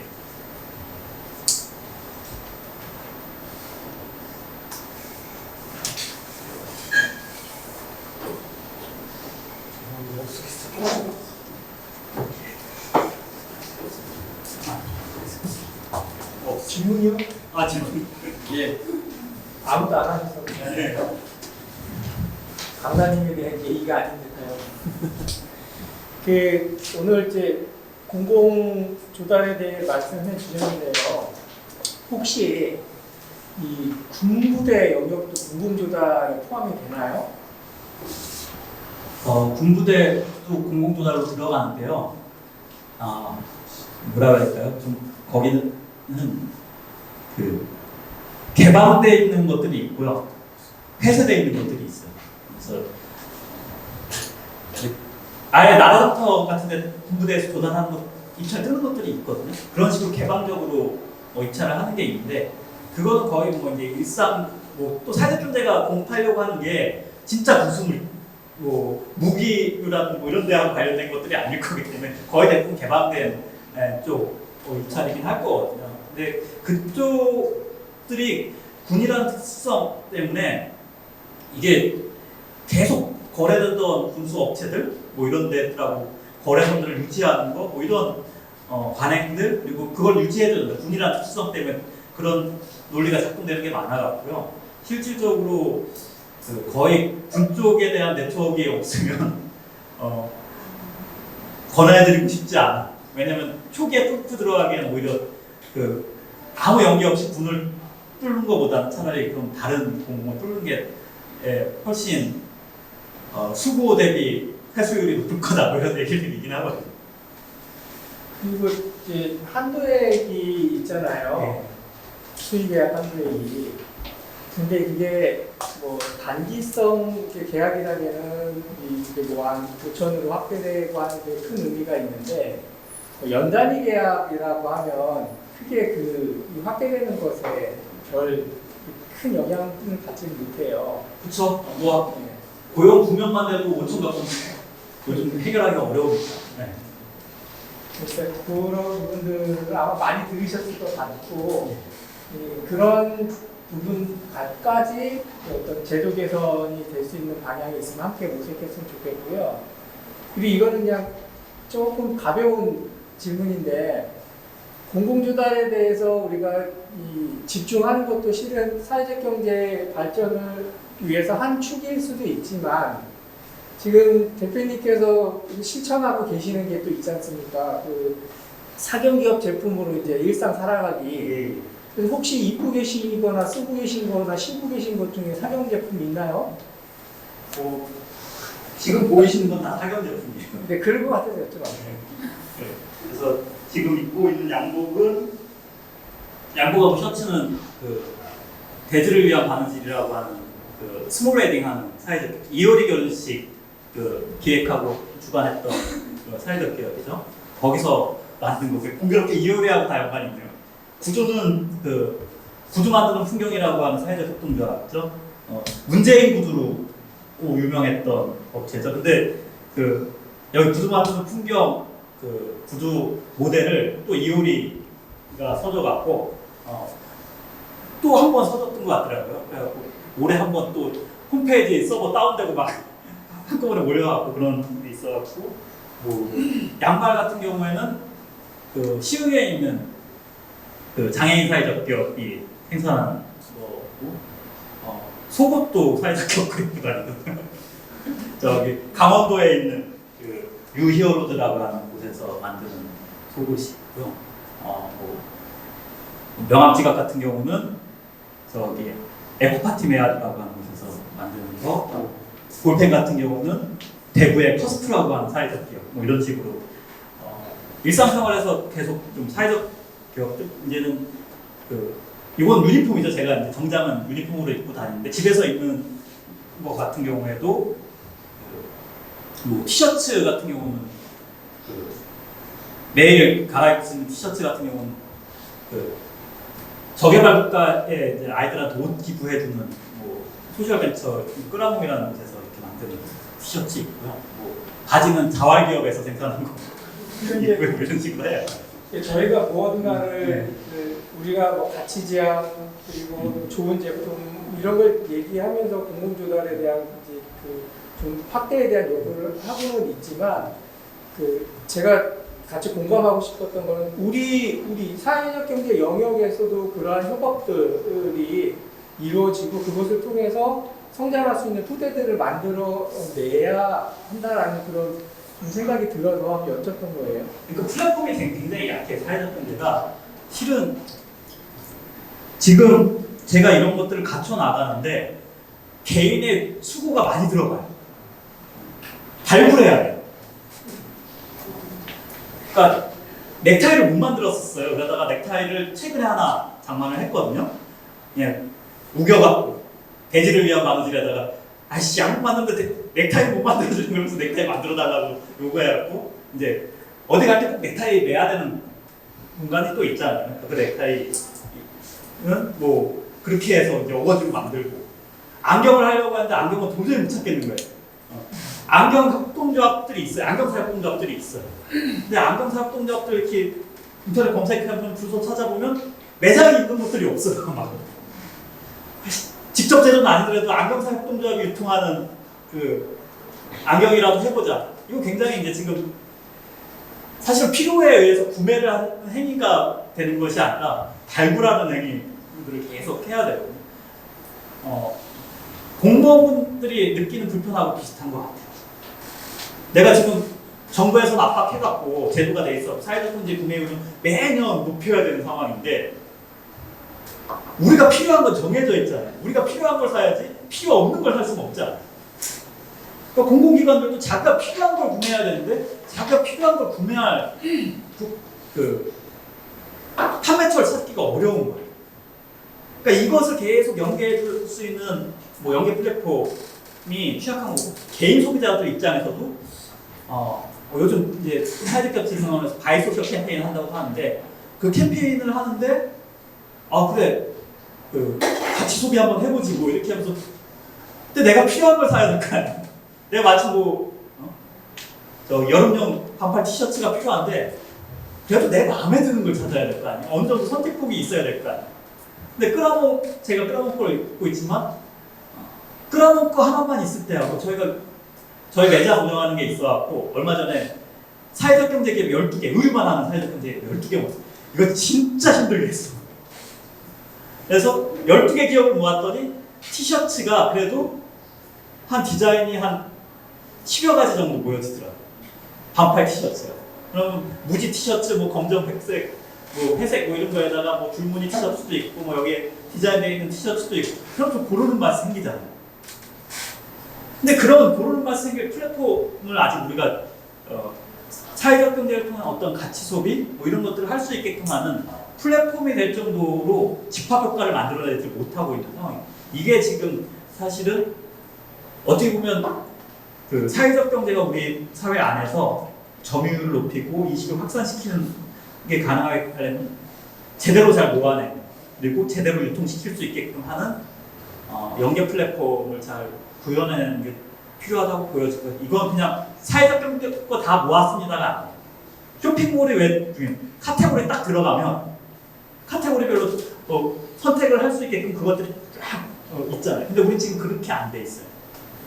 실은 사회적 경제 생태가 좀 더 올라서야 되는 문제인 것 같긴 하거든요. 그게 사회적 경제 생태의 다양성이라든지 어떤 한 영역 분야 안에서도 좀 공급자가 다양하게 좀 드러난다고 하면 그 분야서부터는 제가 보기에는 일반 소비자들, 시민들이 사회적 경제를 좀 쉽게 접근하고 쉽게 소비할 수 있는 형태로 나올 것 같아요. 저는 종합 쇼핑몰은 어렵다고 보고 우선은 카테고리 샵이라도 하나 의류면 의류 아니면 뭐 주방이면 주방 뭐 이런 쪽부터라도 한 곳이 사회적 그 주방용품점인데 갔더니 가치 소비가 가능한 거예요. 근데 굉장히 다양한 게 있어요.